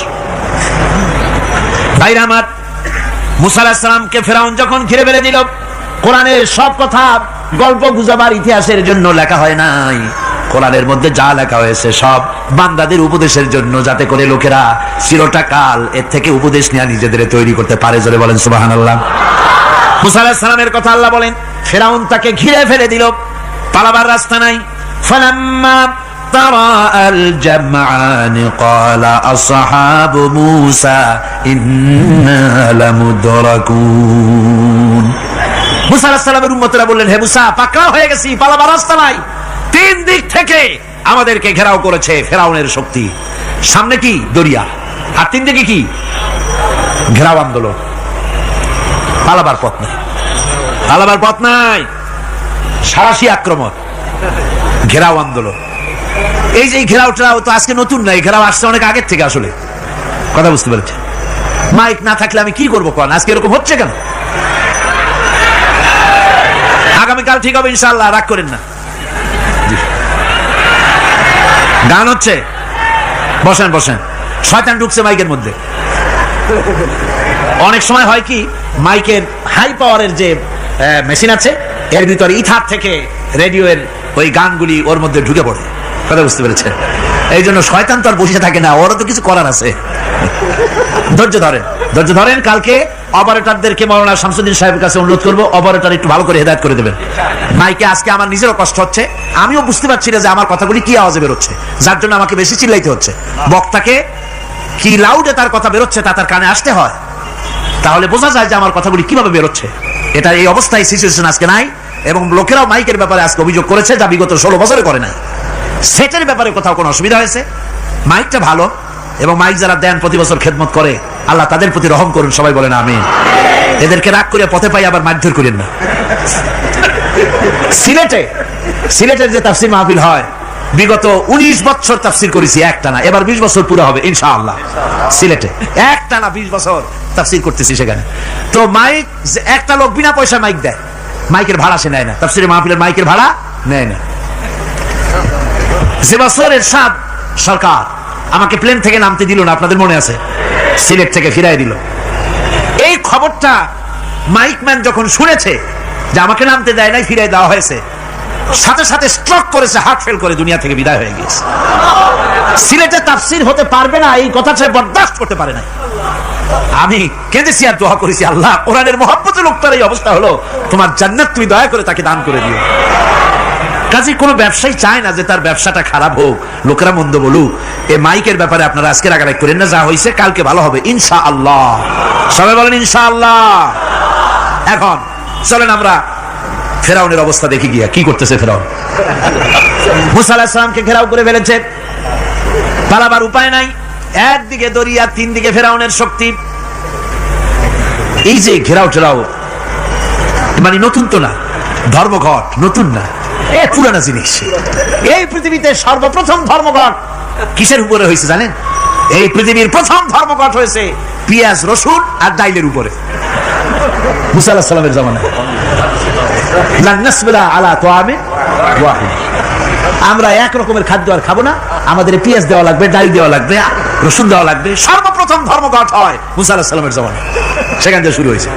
কিন্তু মশাল মিছিল যে আসলো কই থেকে, এইটা আমি খুঁজে পাইনি। পরে প্রত্যেকটা জিনিসের ইতিহাস আছে, আমি খুঁজতে খুঁজতে পেলাম। আমি জানি না এর ইতিহাস মূলে কোথায়, কিন্তু আমি যতদূর খুঁজে পাইছি সেটা হলো মশাল মিছিলের আবিষ্কার হয়েছে লঙ্কায় রাবণের সময়। হনুমানের লেজে আগুন দিয়া তারপরে লঙ্কা কাণ্ড ঘষালো, নামই আছে লঙ্কা কাণ্ড। হনুমানেরা লেজে আগুন দিয়ে রাবণ যে লঙ্কায় মশাল মিছিল করেছিল হনুমানদের দিয়া, ওই হনুমানের ওই সিস্টেমটা এখনো আমাদের দেশে চালু আছে। এইটা আসলে কোন ভদ্র লোকের এই মিছিল হওয়া উচিত না। আগুন নিয়ে কিসের মিছিল? আগুন হলো জাহান্নামের প্রতীক। আগুন কিসের প্রতীক? জাহান্নামের প্রতীক। যদিও আমাদের উপকারে লাগে, কাজে লাগে। সুতরাং আমরা যা করব, প্রত্যেকটা জিনিসের পেছনে সুন্নতে নববীর কোনো না কিছু থাকতে হবে। কথা বুঝতে পেরেছেন? 3 দিক থেকে ঘেরাও হয়ে গেছে, পালাবার কোনো রাস্তা। হযরতে মুসা আলাইহিস সালামের কাছে উম্মতরা বললেন, পালাবার তো কোনো পথ নাই, এখন উপায়টা কি? আমাদের তো আর উপায় নাই। মুসা আলাইহিস সালাম দেখেন বিপদে পড়ে গেছেন, কিন্তু ধৈর্য হারান নাই, ভয় পান নাই। ভয় পাইছিলেন? ভয় পেয়েছেন? প্রশ্নই ওঠে না। মুসা আলাইহিস সালাম, আল্লাহ পাক যাদেরকে বলেছেন উলুল আযম রাসূল, যাদের বলেছেন তার মধ্যে হযরত মুসা একজন উলুল আযম পয়গম্বর। সাত্রিকানি কথা না, আল্লাহ কথা বলছেন তার সাথে, কালিমুল্লাহ তিনি। সুবহানাল্লাহ। মুসা আলাইহিস সালাম শোনালেন, কাল্লা ইন্না মাইয়া রাব্বি সায়াহদিন। কখনো নয়, আমার উম্মতেরা ভয় পেও না, আমার রব অবশ্যই আমাকে পথ দেখাবেন। সুবহানাল্লাহ। 3 দিক থেকে শত্রু, একদিকে দরিয়া, পালাবার কোনো রাস্তা নাই। সেখানে দৃঢ়তার সাথে তিনি বলছেন, অবশ্যই আমার আল্লাহ আমারে পথ দেখাবে। সুবহানাল্লাহ। নবীরা এই দৃঢ়তা দেখিয়েছেন, অবিচলতা দেখাইছেন। আল্লাহ পাক মুসা আলাইহিস সালাম যখন এই দৃঢ়তা দেখালেন, এই অবিচলতা দেখালেন, সঙ্গে সঙ্গে জিবরাইল এসে হাজির হয়ে গেলেন। আল্লাহ পাক বলেন, ফাআওহাইনা ইলা মূসা আন আদরিব বিআসাকাল বাহরা ফানফালাকা ফাকানা কুল্লু ফিরকিন কাত্তাউদিল আযীম। মুসা আলাইহিস সালামকে আমি ওহী নাযিল করলাম, তাকে বললাম হাতে যে লাঠি আছে এই লাঠি দিয়ে আঘাত করো দরিয়ার উপরে। দরিয়ার উপরে আঘাত করলেন, একটা রাস্তা হয় নাই, 12টা রাস্তা তৈরি হয়ে গেল, আর দেওয়ালগুলা পাহাড়ের মতো উঁচা হয়ে গেল। দরিয়ার ভিতরে পাহাড়ের মতো উঁচা মজবুত 12টা রাস্তা। এবার মুসা আলাইহিস সালাম তার দলবল নিয়ে চললেন। আল্লাহ রাব্বুল আলামিন বলেন, ওয়া আনজাইনা মূসা ওয়া মান মাআহু আজমাইন। মুসা এবং তার সাথী সঙ্গীদেরকে আমি পার করে দিলাম। মুসা আলাইহিস সালাম এবং তার সাথী সঙ্গী নিয়ে যখন দরিয়ার মাঝখানে আসছে, ফেরাউন তার দলবল নিয়ে এসে গেছে। আসিয়া দেখে নদীর মধ্যে রাস্তা। বাবা, খুব তো কায়দা। ও মনে করছে ওর বাজানের তৈরি করা ডিস্ট্রিক্ট বোর্ডের রাস্তা। ওর লোকজন নিয়ে নেমে গেছে দরিয়ার ভিতরে। ও আসছে মাঝখানে, মুসা আলাইহিস সালাম চলে গেছেন ওপার, দরিয়া পার। মাঝখানে যখন এসে গেল, আল্লাহ রাব্বুল আলামিন পানিকে অর্ডার করলেন কুন। আল্লাহর তো বটন টেপা লাগে না, মুখ দিয়া কোনো হুকুম করা লাগে না, শুধু বলেন কুন। যে ব্যাপারে কুন বলেন ফায়াকুন, সাথে সাথে হয়ে যায়। আল্লাহ বললেন কুন, আর অমনি রাস্তা বন্ধ হয়ে গেল। এবার তুফান শুরু হয়েছে নদীতে, ঢেউয়ের উপরে ঢেউ, মৌজুন কাল জিবাল, পাহাড়ের মতো উঁচু হয়ে হয়ে ঢেউ আসতেছে। দলবল ঘোড়া আর অস্ত্রপাতি যা ছিল সব মরিয়া শেষ। এবার ফেরাউন একা উপরে ওঠে আর নিচে নামে, পানি খেতে খেতে পেটের কাম সারা। জনমের খাওয়া খাইছে পানি, এখন জান যায়, বাঁচবার আর উপায় নাই, বাঁচবার আর উপায় নাই। ফেরাউন তার নিজের জীবন সম্পর্কে হতাশ হয়ে গেল। এবার ফেরাউন বলতেছে, আমানতু আন্নাহু লা ইলাহা ইল্লাল্লাযী আমানাত বিহি বানু ইসরাঈল। আমি ঈমান আনলাম, আমি ঈমান আনলাম আল্লাহ ছাড়া কোন ইলাহা নাই। ওই আল্লাহর উপর ঈমান আনলাম যে আল্লাহর উপর ঈমান এনেছে বনি ইসরাঈলেরা। আল্লাহ যাতে ঠিক পায় যে কোন আল্লাহর উপর ঈমান আনছে। বনি ইসরাঈলের আল্লাহর উপর ঈমান আনলাম। আল্লাহ, এই তো মুসলমান হয়ে গেছি, এরপরও আমার সুবাও কেন? আল্লাহ রাব্বুল আলামিন জবাবে বলেন, আল আন, এখন ওয়াকাদ আসাইতা ক্বাবলু ওয়া কুনতা মিনাল মুফসিদিন। এখন ঈমান আনার কথা বলছো, অথচ যুগের পর যুগ, বছরের পর বছর ধরে আমার মানুষের উপরে মন গড়া আইন চালাইছো, আমার পয়গম্বরের সাথে বেয়াদবি করেছো। আজ তোমাকে আমি ছাড়ছি না, তোমাকে আজকে ছেড়ে দেব না, আমি তোমাকে মারব। আর সমস্ত প্রাণীগুলিকে, স্থলচর প্রাণীগুলিকে আল্লাহ পাক অর্ডার দেয়া দিলেন, এই ফেরাউনের লাশকে ডুবাবি না, পচাবি না, খাবি না। আল ইয়াউমা নুনাজ্জিকা বিবাদানিক, আমি তোমার শরীরে বাঁচায় দেব। পোকে খাবে না, পানিতে পচবে না, মাছে খাবে না, কুমিরে খাবে না, দুনিয়ার কোনো পশুতে খাবে না। আমি তোরে শুটকি বানাইয়া রাখবো, যাতে করে দুনিয়ার সমস্ত ফেরাউন যত যুগে যুগে আসে তোরে দেখে যেন হেদায়েত নিতে পারে। ফেরাউনকে আল্লাহ শুটকি বানায় রাখছে। আমি ফেরাউনদের লাশ দেখেছি ব্রিটিশ মিউজিয়ামে। ফেরাউন তো একটা না, অনেকগুলা। আসলটারে অবশ্য দেখিনি। ব্রিটিশ মিউজিয়ামে ওই ফেরাউনগুলার লাশ যখন অসুবিধা হয়, মমিগুলি, তখন ইংল্যান্ডে নিয়ে যায় চিকিৎসা করাবার জন্য। চোখটোক আছে গর্তের ভিতরে, তারপরে চামড়া টামড়া হাড়ের সাথে মিশানো, ওইভাবে চেহারা দেখলে মনে হয় যে সত্যি ফেরাউনিগুলা। আর ব্রিটিশের কাম মিশর থেকে না আনছে এমন কোন জিনিস নাই। আমি সেখানে এক বক্তৃতা বলছিলাম, আপনারা এদের এখন সভ্য, এদের এখন ভদ্র, এরা হলো ইন্টারন্যাশনাল শো, ওরা সারা দুনিয়া চুরি করেছে। লন্ডনে বক্তৃতা করেছি, সারাটা দুনিয়া চুরি করছে, আমাদের দেশকে শোষণ করেছে। এই বিশাল ভূভাগকে শোষণ করে ইংল্যান্ডের দ্বীপটাকে তারা সাজাইছে। তারা ময়ূর সিংহাসনের, শাহজাহানের ময়ূর সিংহাসনের ময়ূরের বাম চোখে কোহিনূর মণি লাগাইছিলেন, শাহজাহান ময়ূরের ডান চোখে কোহিনূর মণি লাগায় নাই। কোহিনূর মণির অনেক দাম, আমি দেখে এসেছি মণি, এখন সেটা কুইন এলিজাবেথের মুকুটে শোভা পাচ্ছে। সেই মণি এমনি বলে প্রবাদে 7 রাজার ধন 1 মাণিক্য, বলেন এরকম অনেক দাম। শাহজাহান দেখালেন আমি মুসলমান, আমার কাছে এটার দাম নাই, এই জন্য ময়ূরের ডান চোখে লাগালাম না, বাম চোখে লাগাই দিলাম। এইটারে চুরি করছে। তারপরে মিশর থেকে, মিশরের মমি চুরি করেছে, জুতা চুরি করছে, ছাতি চুরি করছে, পিসা চুরি করেছে। আমি বললাম এগুলা কি ভদ্রলোক নাকি? এরা জুতা চোর, পিসা চোর, লাঠি চোর সব চুরি করেছে। যাই দেখেন ব্রিটিশ মিউজিয়ামের মধ্যে সব দুনিয়ার চুরি করা জিনিস নিয়ে তারা মানুষকে দেখাইয়া পয়সা অর্জন করছে। টিপু সুলতানের তরবারিটা পর্যন্ত চুরি করেছে। আজ পর্যন্ত ব্রিটিশ মিউজিয়ামে টিপু সুলতানের তরবারিটা আছে, আমি তরবারিটা দেখে এসেছি। আমার বন্ধুগণ, বলতেছিলাম যে পৃথিবীতে আল্লাহ রাব্বুল আলামিন নবীরা তাদের চরিত্র দিয়ে বিপদের মোকাবেলা করে, দুনিয়ার সামনে কঠিন বিপদের মোকাবেলা করে অবিচলতা, দৃঢ়তা দেখায় গেছেন যে কেমন করে এই পৃথিবীতে বিপদের সামনে মোকাবেলা করতে হয়। ধৈর্য ধরতে হবে, বিপদ আসবে পাহাড় সমান হয়ে, আপনাকে ধৈর্য ধারণ করতে হবে সেভাবে বুক বেঁধে। যেহেতু এটা যদি বিশ্বাস হয় যে আমার কিসমতে যা আছে তার থেকে বেশি কিছু হবে না, তাহলেই আপনার ধৈর্য আসবে, ভয় পাবেন না। কথা ঠিক কিনা কন?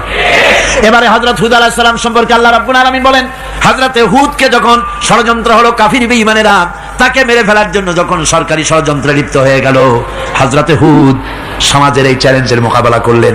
হযরত হুদ বলেন, ফাকিদুনি জামিআন সুম্মা লা তুনজিরুন ইন্নী তাওয়াক্কালতু আলাল্লাহি রাব্বি ওয়া রাব্বিকুম। আমি তোমরা তোমাদের ষড়যন্ত্র আমার বিরুদ্ধে যত পারো আমার বিরুদ্ধে ষড়যন্ত্র চালাও, এতটুকু আমার অবকাশ দিও না। আমি এমন আল্লাহর উপরে ভরসা করেছি যার হাতের ভিতরে তোমাদেরও জান আর আমারও জান। যা পারো তাই করো। সরকার সমস্ত শক্তি একত্রিত হয়ে আমার মোকাবেলা করো। একদিকে হুদ আলাইহিস সালাম, আর একদিকে গোটা জাতি। হযরত হুদ ভয় পায় নাই। সুবহানাল্লাহ কোন? ঈমান বিল্লাহ মানুষের কলিজাকে এভাবে শক্ত করে দেয়। কোন আলহামদুলিল্লাহ। এবারে এই বিপদের, কঠিন বিপদের মোকাবেলা করে আমার রাসূল যে প্রমাণ দিয়া গেলেন, আমার রাসূল যে কঠিন বিপদের মোকাবেলা করলেন, ভাইয়ের আমার, হিজরতের রাতে সওর পাহাড়ের ভিতরে যখন তিনি আশ্রয় নিলেন, হযরতে আবু বকরের সাথে ছিলেন। হযরতে আবু বকর রাদিয়াল্লাহু তাআলা আনহু বলেন, হুজুর আপনি দাঁড়ান, এটা তো পাহাড়িয়া গুহা, গুহার ভিতরে সাপ থাকতে পারে, বিচ্ছু থাকতে পারে, আমি আগে ঢুকি, বিপদ যদি হয় আমার উপর থেকে হয়ে যাক। গুহার ভিতরে নেমে গুহা সাফ করলেন। এরপরে হুজুরকে ডাকলেন, হুজুর তাশরীফ নিলেন গুহার ভিতরে। এরপরে হুজুর বললেন, আবু বকর পাহাড়ে হেঁটে হেঁটে 2-3টা পাহাড় পাড়ি দিয়া যাওয়া লাগে সোর পাহাড়ে। মদিনার সোজা রাস্তা হুজুর ধরেন নাই, মেসফালার পথ দিয়া জাবালে কেদোয়ার উপর দিয়া 3টা পাহাড় পাড়ি দিয়া তারপরে হুজুর গেলেন সোর পাহাড়ে। গুহার ভিতরে হুজুর তাশরীফ নিলেন।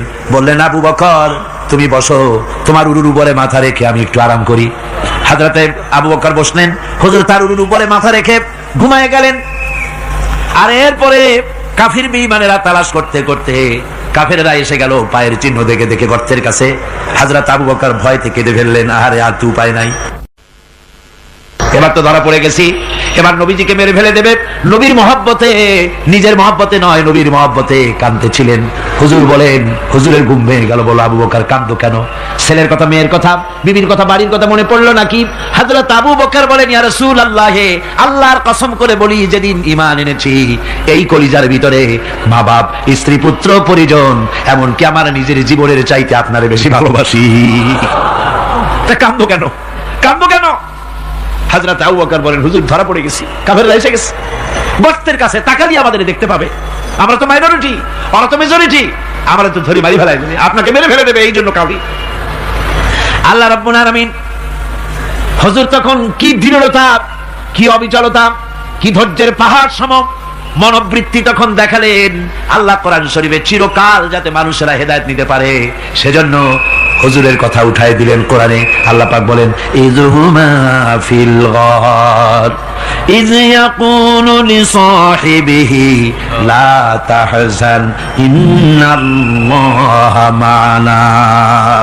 ও বন্ধু, ভয় পেও না, আল্লাহ আমাদের সাথে আছেন। সুবহানাল্লাহ। আল্লাহ আমাদের সাথে আছেন। আমরা মাইনরিটি নই, আমরাই মেজরিটি। আল্লাহ আছে আমার সাথে, ভয় পাওয়ার কোনো কারণ নাই। সুবহানাল্লাহ।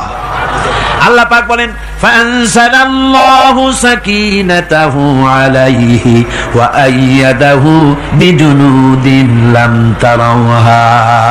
আমি এদের অন্তরের ভিতরে আমি শান্তি নাজিল করে দিলাম, প্রশান্তি দিয়া দিলাম, আর আমি সাহায্য করলাম, আর এমন সব সৈন্য পাঠায় দিলাম যে সৈন্যগুলি তোমরা দেখতে পাও নাই। সুবহানাল্লাহি ওয়া বিহামদিহি। ভাইরা আমার, রাসূল কারীম সাল্লাল্লাহু আলাইহি সাল্লাম এই বিপদের মাঝে, চরম বিপদের মাঝে অবিচলতা, দৃঢ়তা, কঠিন আত্মনির্ভরতা দেখিয়েছেন। এগুলি হলো ইমানের ৫ম নম্বরের উপকারিতা। আল্লাহর প্রতি ইমান আনলে এভাবে পাহাড় সম ইমান মজবুত হয়ে যায়। জেলের পরোয়া করি না, ফাঁসির পরোয়া করি না, শহীদ হওয়ার পরোয়া করি না, মেরে ফেলে দেবে, উড়ায় দেবে, হত্যা করবে, পরোয়া করি না। পরোয়া করি কেবলমাত্র কাকে? জোরে বলেন কারে? এইরকম মুসলমান হাজার হাজার লাখ লাখ দরকার নাই, ৩১৩ জন যথেষ্ট। কয়জন যথেষ্ট? ৩১৩ জন যথেষ্ট। বদলে যারা জান দিয়ে মাল দিয়ে দিনকে প্রতিষ্ঠিত করেছিলেন, এরকম ৩১৩ জনই যথেষ্ট ছিল। আল্লাহর দিনকে কায়েম করার জন্য যদি রক্ত দেওয়া লাগে, তাহলে এই বিশাল জনসমুদ্রকে প্রশ্ন করি, ভয় পাবেন? রক্ত দিতে পারবেন? যদি জেলে যাওয়া লাগে যেতে পারবেন?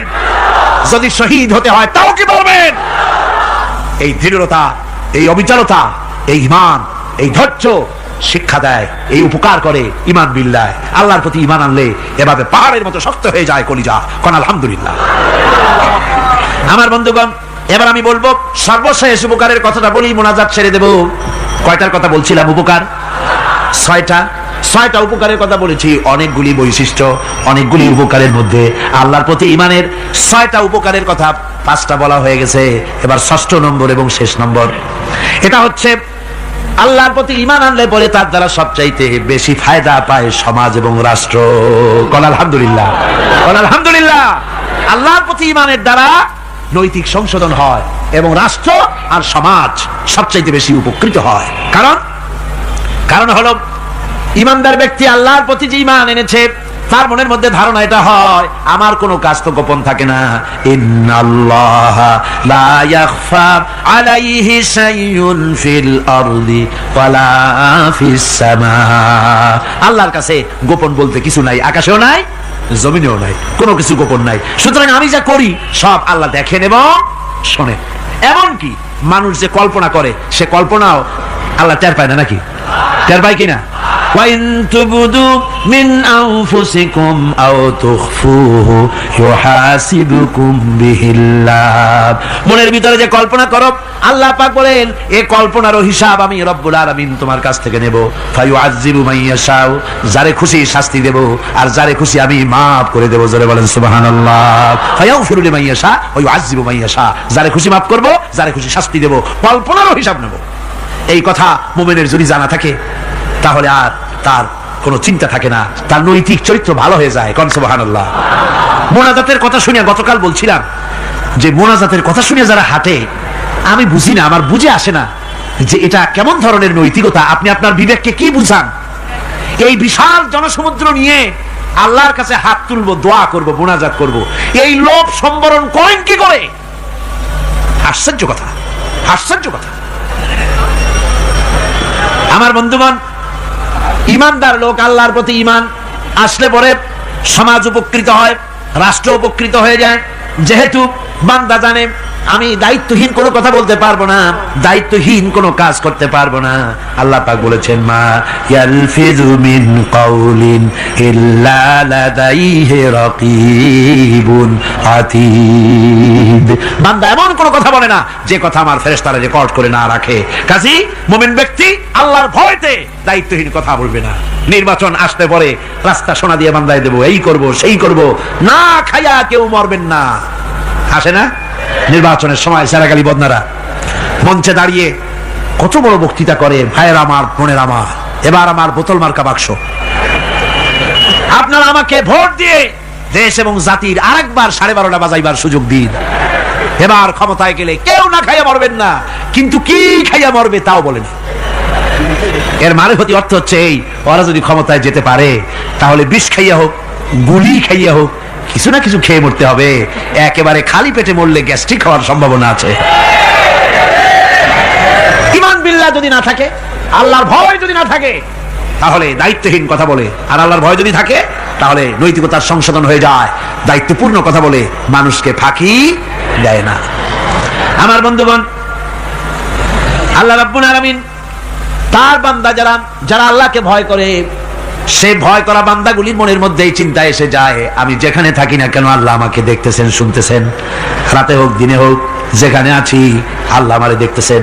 আল্লাহ পাক বলতেছেন, ওয়া হুয়া মাআহুম ইয ইউবাইতুনা মা লা ইয়ারদা মিনাল কওলি ওয়া কানা আল্লাহু বিমা ইয়ামালুনা মুহীতা।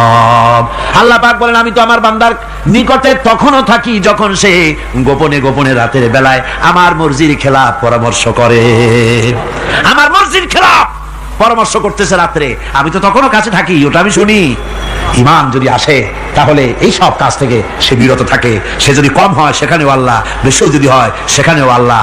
এমন কোন জায়গা আছে নাকি চিটাগংয়ে যেখানে আপনি একটা আকাম করবেন আর আল্লাহ টের পাবে না? কোন আছে নাকি? আচ্ছা, চট্টগ্রামে না থাকুক, বাংলাদেশের কোন জায়গা আছে নাকি? পার্বত্য চট্টগ্রামে যত পাহাড় আছে, উঁচু নিচে জায়গা আছে, ওই জায়গায় বোধহয় আছে নাকি? সারা পৃথিবীতে আছে কোথাও? আল্লাহকে ফাঁকি দেওয়ার জায়গা কোথাও? সব স্পষ্ট। আল্লাহ কি ঘুমায় নাকি? ঘুমায়? তার কাছে দিনও যায় রাতও তাই, সমানে তিনি দেখতে পান, শুনতে পান, সবকিছু দেখতে পান, সবকিছু শুনতে পান। তাকে ফাঁকি দেওয়ার কোনো উপায় নাই। এই জন্য ৬ষ্ঠ নম্বরের উপকার যেটা হয় সেটা হলো সমাজ উপকৃত হয় ওই মানুষ দিয়ে যার মধ্যে ঈমান আছে। হযরত ওমর রাদিয়াল্লাহু তাআলা আনহু রাতের আধারে শেষ রাত্রে ঘুরতেছিলেন, দেখেন এক বাড়িতে কথা হচ্ছে, কথাবার্তার আওয়াজ পাওয়া যায়। মনে করলেন কোন অসুখ নাই, ঘরে গিয়ে কান পাচ্ছেন দেওয়ালের সাথে, শুনতে পাচ্ছেন ভিতরে বুড়ি মা তার মেয়েকে বলছে, এই মেয়ে ওঠ, উটের দুধ দোয়াই নিয়ে আসছি, এর মধ্যে পানি মিশা, তারপর সকালে বাজারে নিয়ে যা। মেয়ে বলছে, মা এই কামটা আমি পারবো না। কেন পারবি না? হযরত ওমর ফরমান জারি করেছেন, দুধে পানি মিশাতে নিষেধ করেছেন, কাজে এই কাজটা আমি পারবো না। আরে বেটি, আমিরুল মুমিনিন দেখ এখন কোথায় যায়, ঘুমায় আছে, সে কি দেখতেছে নাকি যে পানি মিশাই না কি মিশাই? মেয়ে বলতেছে, মা আমিরুল মুমিনিনকে ফাঁকি দেওয়া যেতে পারে, তার পুলিশ বাহিনীকে ফাঁকি দেওয়া যেতে পারে, কিন্তু আল্লাহ রাব্বুল আলামিনের চোখকে ফাঁকি দেওয়া যাবে না। হযরত ওমর এই কথা শুনে বাড়ি চলে গেলেন আর নিজের ছেলেকে ডেকে বললেন, ছেলে আমার, অমুক জায়গায় একটা বাড়ি আছে, সেখানে একটা যুবতী মেয়ে আছে, ওই মেয়েটার বিয়ে হয়েছে কিনা শোনো, যদি বিবাহ না হয়ে থাকে তুমি তোমার নিজের বিয়ের প্রস্তাব দাও। আমিরুল মুমিনিন এই মেয়েটা সুন্দরী কেমন, স্বাস্থ্য কেমন কিছুই দেখলেন না, দেখলেন তাকওয়া। কি দেখলেন? আল্লাহর ভয়।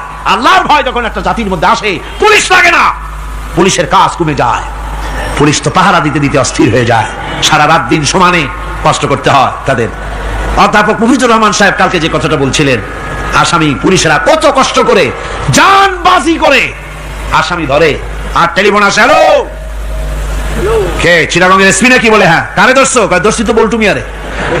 ছাড়ো মিয়া, বল্টু আমার দলের লোকটা, তুমি ঠিক পাও নাই, তোমার নাক টাইট দিয়ে দেবে।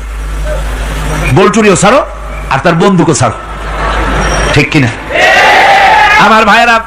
সুতরাং ঈমান যদি এসে যায় জাতির মধ্যে, পুলিশের দরকার হবে না, পুলিশ দরকার হবে কিন্তু তাদের ডিউটি কমে যাবে, আসামিরা আর অন্যায় কাজ কম করবে। রাসূলুল্লাহ যখন প্রেসিডেন্ট হয়েছিলেন, একজন মহিলা জিনা করেছিল, হাদিস শরীফে এসেছে ওই মেয়ে লোকটাকে জিনা করতে কেউ দেখে নাই, জিনা করার পর তার মধ্যে অনুভূতি জাগলো, এমন পাপ করেছি এখন তো আমার জাহান্নাম ছাড়া উপায় নাই। মেয়ে লোকটি রাসূলুল্লাহর কাছে এসে গেলেন, এসে বললেন, হুজুর আমি তো জিনা করেছি, আমারে শাস্তি দেন। হুজুর মুখ ডান দিকে ফিরালেন, মেয়ে লোকটা ডান দিকে এলো, বললো জিনা করেছি, শাস্তি দেন। হুজুর বাম দিকে ফিরলেন, মেয়ে লোকটা বাম দিকে এসে বললো জিনা করেছি, শাস্তি দেন। মেয়ে লোকটা কিন্তু জানে জিনার শাস্তি সহজ ব্যাপার নাই, পাথর মেরে উড়িয়ে দেওয়া, মৃত্যুদণ্ড জানা আছে তার। এরপরে মেয়ে লোকটা চিন্তা করেছে, দুনিয়ায় পাথর খেয়ে মরবো, কিন্তু তবুও জাহান্নামের কঠিন আগুন সহ্য করতে পারবো না।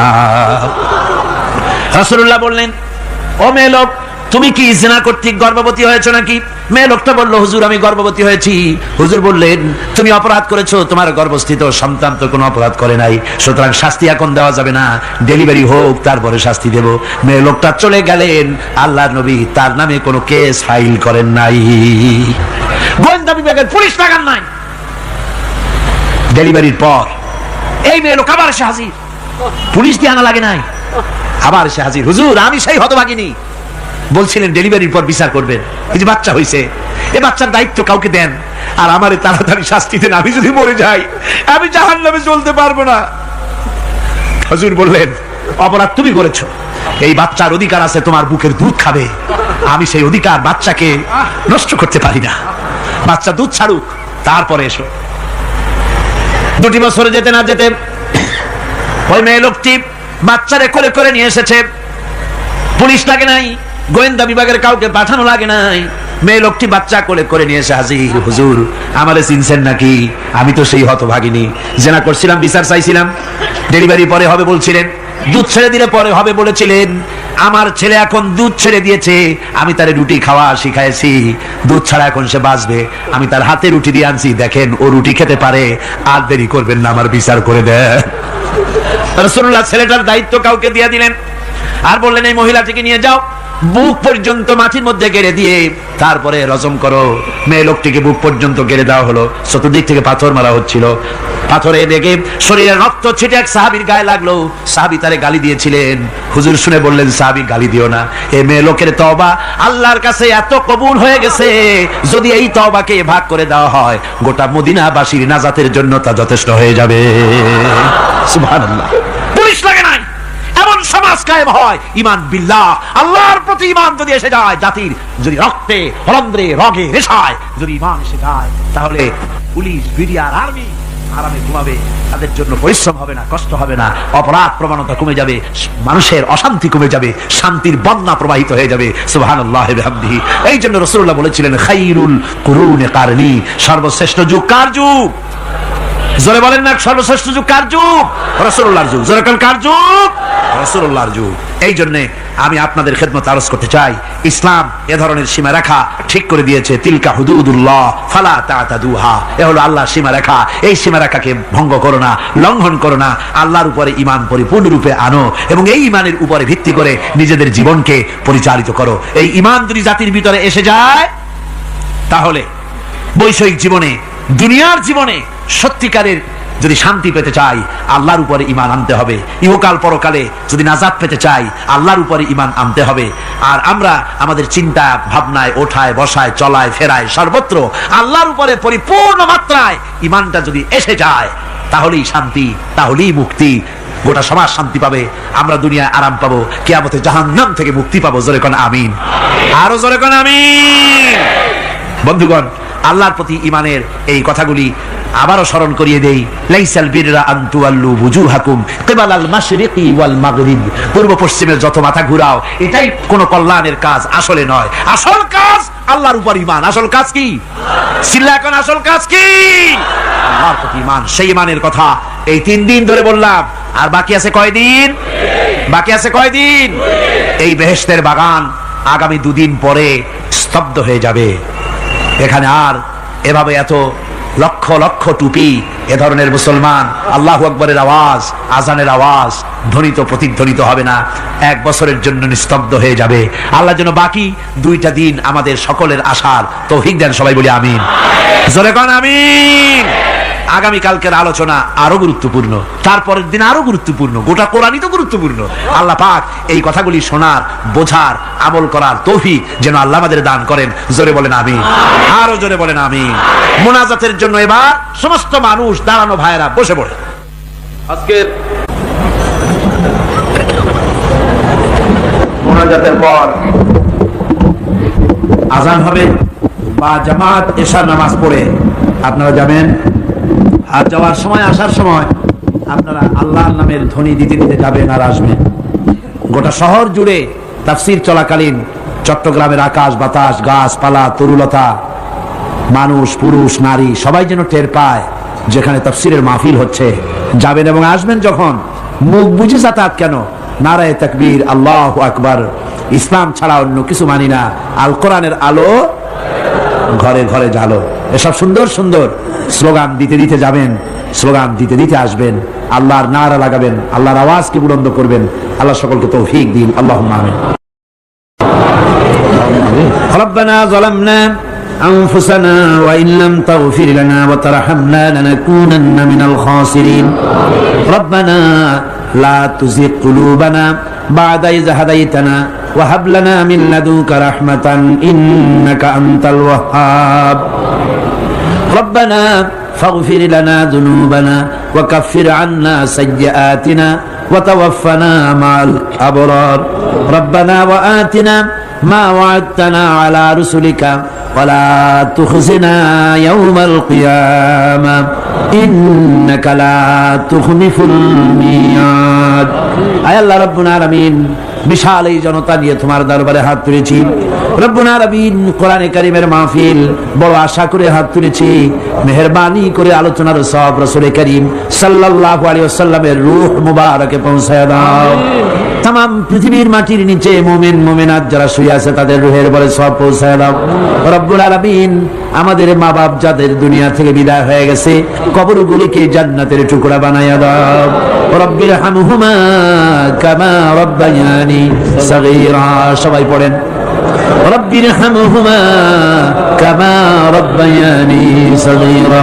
আয় আল্লাহ, আমাদের মা বাপ যাদের বেঁচে আছে স্বাস্থ্য ভালো রাখো আল্লাহ, তাদেরকে হায়াতে তাইয়্যিবা দাও, সেহাতে কুল্লিয়া দাও, খাতিমা বিল খাইর করো রব্বুল আলামিন। কোরআনে কারীমের মাহফিলে বড় আশা করে আমরা হাত তুলেছি, আমাদের জিন্দেগির সকল গুনাহ খাতা মাফ করে দাও। আয় আল্লাহ তাআলা, জীবনে বহু গুনাহ করেছি, গুনাহ করে করে জীবনটাকে নষ্ট করে ফেলেছি। আয় আল্লাহ, তুমি দয়া করে মেহেরবানি করে আমাদের জিন্দেগির গুনাহ মাফ করে দাও রব্বুল আলামিন। না বুঝে সওয়াব মনে করে অনেক শিরক বিদআত আমরা করেছি, মনে করেছি ওতে সওয়াব হবে, আমরা বুঝি নাই। আল্লাহ, আমাদের ভুল বুঝানো হয়েছে, নিজেরাও ভুল বুঝেছি। এভাবে সওয়াবের নিয়তে শিরক বিদআত আমাদের মধ্য থেকে যা হয়েছে আল্লাহ দয়া করে তুমি আমাদেরকে ক্ষমা করে দাও। আয় আল্লাহ, আমাদেরকে দয়া করে শিরক এবং বিদআত মুক্ত জীবন যাপনের তৌফিক দিয়ে দাও রব্বুল আলামিন। এত বড় বিরাট তাফসীরুল কোরআন মাহফিল, লক্ষ লক্ষ টাকার প্রয়োজন আল্লাহ, টাকা পয়সার অভাব নাই রব্বুল আলামিন। তুমি গানি আর আমরা ফকির। আয় আল্লাহ, এই শহরেতে এমন লোক আছে একজনই মাহফিলের খরচ দিয়ে দিতে পারে। আল্লাহ, তোমার বান্দাদের দিল তুমি নরম বানাইয়া দাও। কোরআনের মাহফিল কোন বছর ঋণগ্রস্ত থাকে নাই, এবারও যেন থাকে না। আল্লাহ, বাজেট যা আছে তার চাইতে বেশি তুমি মেহেরবানি করে জোগাড় করে দাও রব্বুল আলামিন। আরেকটা দোয়া তোমার দরবারে করি, চেসনিয়া আর বজনিয়া শেষ হয়ে গেল আল্লাহ, ওদের সাথে আমাদের রক্তের সম্পর্ক নাই, ওদের সাথে আমাদের আত্মীয়তার সম্পর্ক নাই, ওদের সাথে আমাদের শুধু ইমানের সম্পর্ক। আয় আল্লাহ, ওদেরকে মেরে মেরে কাফিররা শেষ করে দিল মাবুদ। বজনিয়ার চেসনিয়ায় আরেকবার তুমি তোমার রহমতের ফেরেশতা পাঠায় দিয়া সাহায্য করো আল্লাহ। কাশ্মীরের মুসলমানদের উপর আরেকবার সাহায্য করো রব্বুল আলামিন। এই মাহফিল আল্লাহ, যত মানুষ আসে আল্লাহ বড় আশা নিয়ে আসে কোরআনের মাহফিলে। অনেকের রোগ ব্যাধি আছে, তাদের ধারণা কোরআনের মাহফিলে দোয়া কবুল হয়। আল্লাহ, তুমি দয়া করে এই ধারণা তুমি মঞ্জুর করে নাও। যার যত রোগ আছে, বালাই আছে, ব্যাধি আছে আল্লাহ সকলকে মাফ করে দাও রব্বুল আলামিন। প্রতিদিন হাজার হাজার মা বোনেরা নিজের ঘরের কাজকে ফেলে রেখে কষ্ট করে কোরআনের মাহফিলে হাজির হয়ে যায়। আল্লাহ, মা বোনদের জিন্দেগির গুনাহ খাতা মাফ করে দিও আল্লাহ। মা বোনদেরকেও হযরত আয়েশা, ফাতিমা, খাদিজার মতো বানাইয়া দিও রব্বুল আলামিন। এই মাহফিলে আমাদেরকে তুমি কবুল করে নিও আল্লাহ। কোরআনের কথা, ইমানের কথা, তোমার ব্যাপারে যা বললাম এই কথাগুলি আমাকে আর শ্রোতাদেরকে আমল করার তৌফিক দিয়ে দিও রব্বুল আলামিন।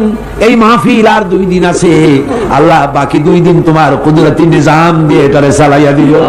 এত বড় মাহফিল স্বেচ্ছাসেবক দিয়ে, পুলিশ দিয়ে নিয়ন্ত্রণ করা সম্ভব নয় আল্লাহ। পুরা মাহফিলের দায়িত্ব তুমি নিজে গ্রহণ করো আল্লাহ রব্বুল আলামিন। যার যে মনে কষ্ট আছে আল্লাহ, সকলের কষ্ট তুমি দূর করে দাও আল্লাহ। আয় আল্লাহ, যে কোরআনের কথা বলতেছি তোমার কথা, এই কোরআনের আইন বাংলাদেশে চালু হয়েছে, এই দৃশ্য আমাদের চোখে দেখার তৌফিক দিয়ে দিও রব্বুল আলামিন। প্রত্যেকের মনের কষ্ট দূর করে দিও রব্বানা তাকাব্বাল মিন্না ইন্নাকা আনতাস সামিউল আলিম ওয়া তুব আলাইনা ইন্নাকা আনতাত তাওয়াবুর রহিম। আয় আল্লাহ, আরেকটা দোয়া করি, বাংলাদেশে বড় রকমের রাজনৈতিক সংকট চলতেছে আল্লাহ। দেশ কোন দিকে যাচ্ছে, কি হবে আমরা কিছুই বুঝি না। আল্লাহুম্মা লা তুসাল্লিত আলাইনা মান লা ইয়ারহামুনা, আল্লাহুম্মা লা তুসাল্লিত আলাইনা মান লা ইয়ারহামুনা, আল্লাহুম্মা লা তুসাল্লিত আলাইনা মান লা ইয়ারহামুনা। আয় আল্লাহ, এই জমিনের মানুষদেরকে আল্লাহ তোমার হাবিবের পৃথিবীর দ্বিতীয় বৃহত্তম মুসলমানের দেশ আল্লাহ, দেশটাকে ষড়যন্ত্রের হাত থেকে বাঁচাইয়া দাও। سبحان ربك رب العزة عما يصفون وسلام على المرسلين الحمد لله رب العالمين واجعل آخر كلمتنا عند الموت لا إله إلا الله محمد رسول الله. السلام عليكم ورحمة الله.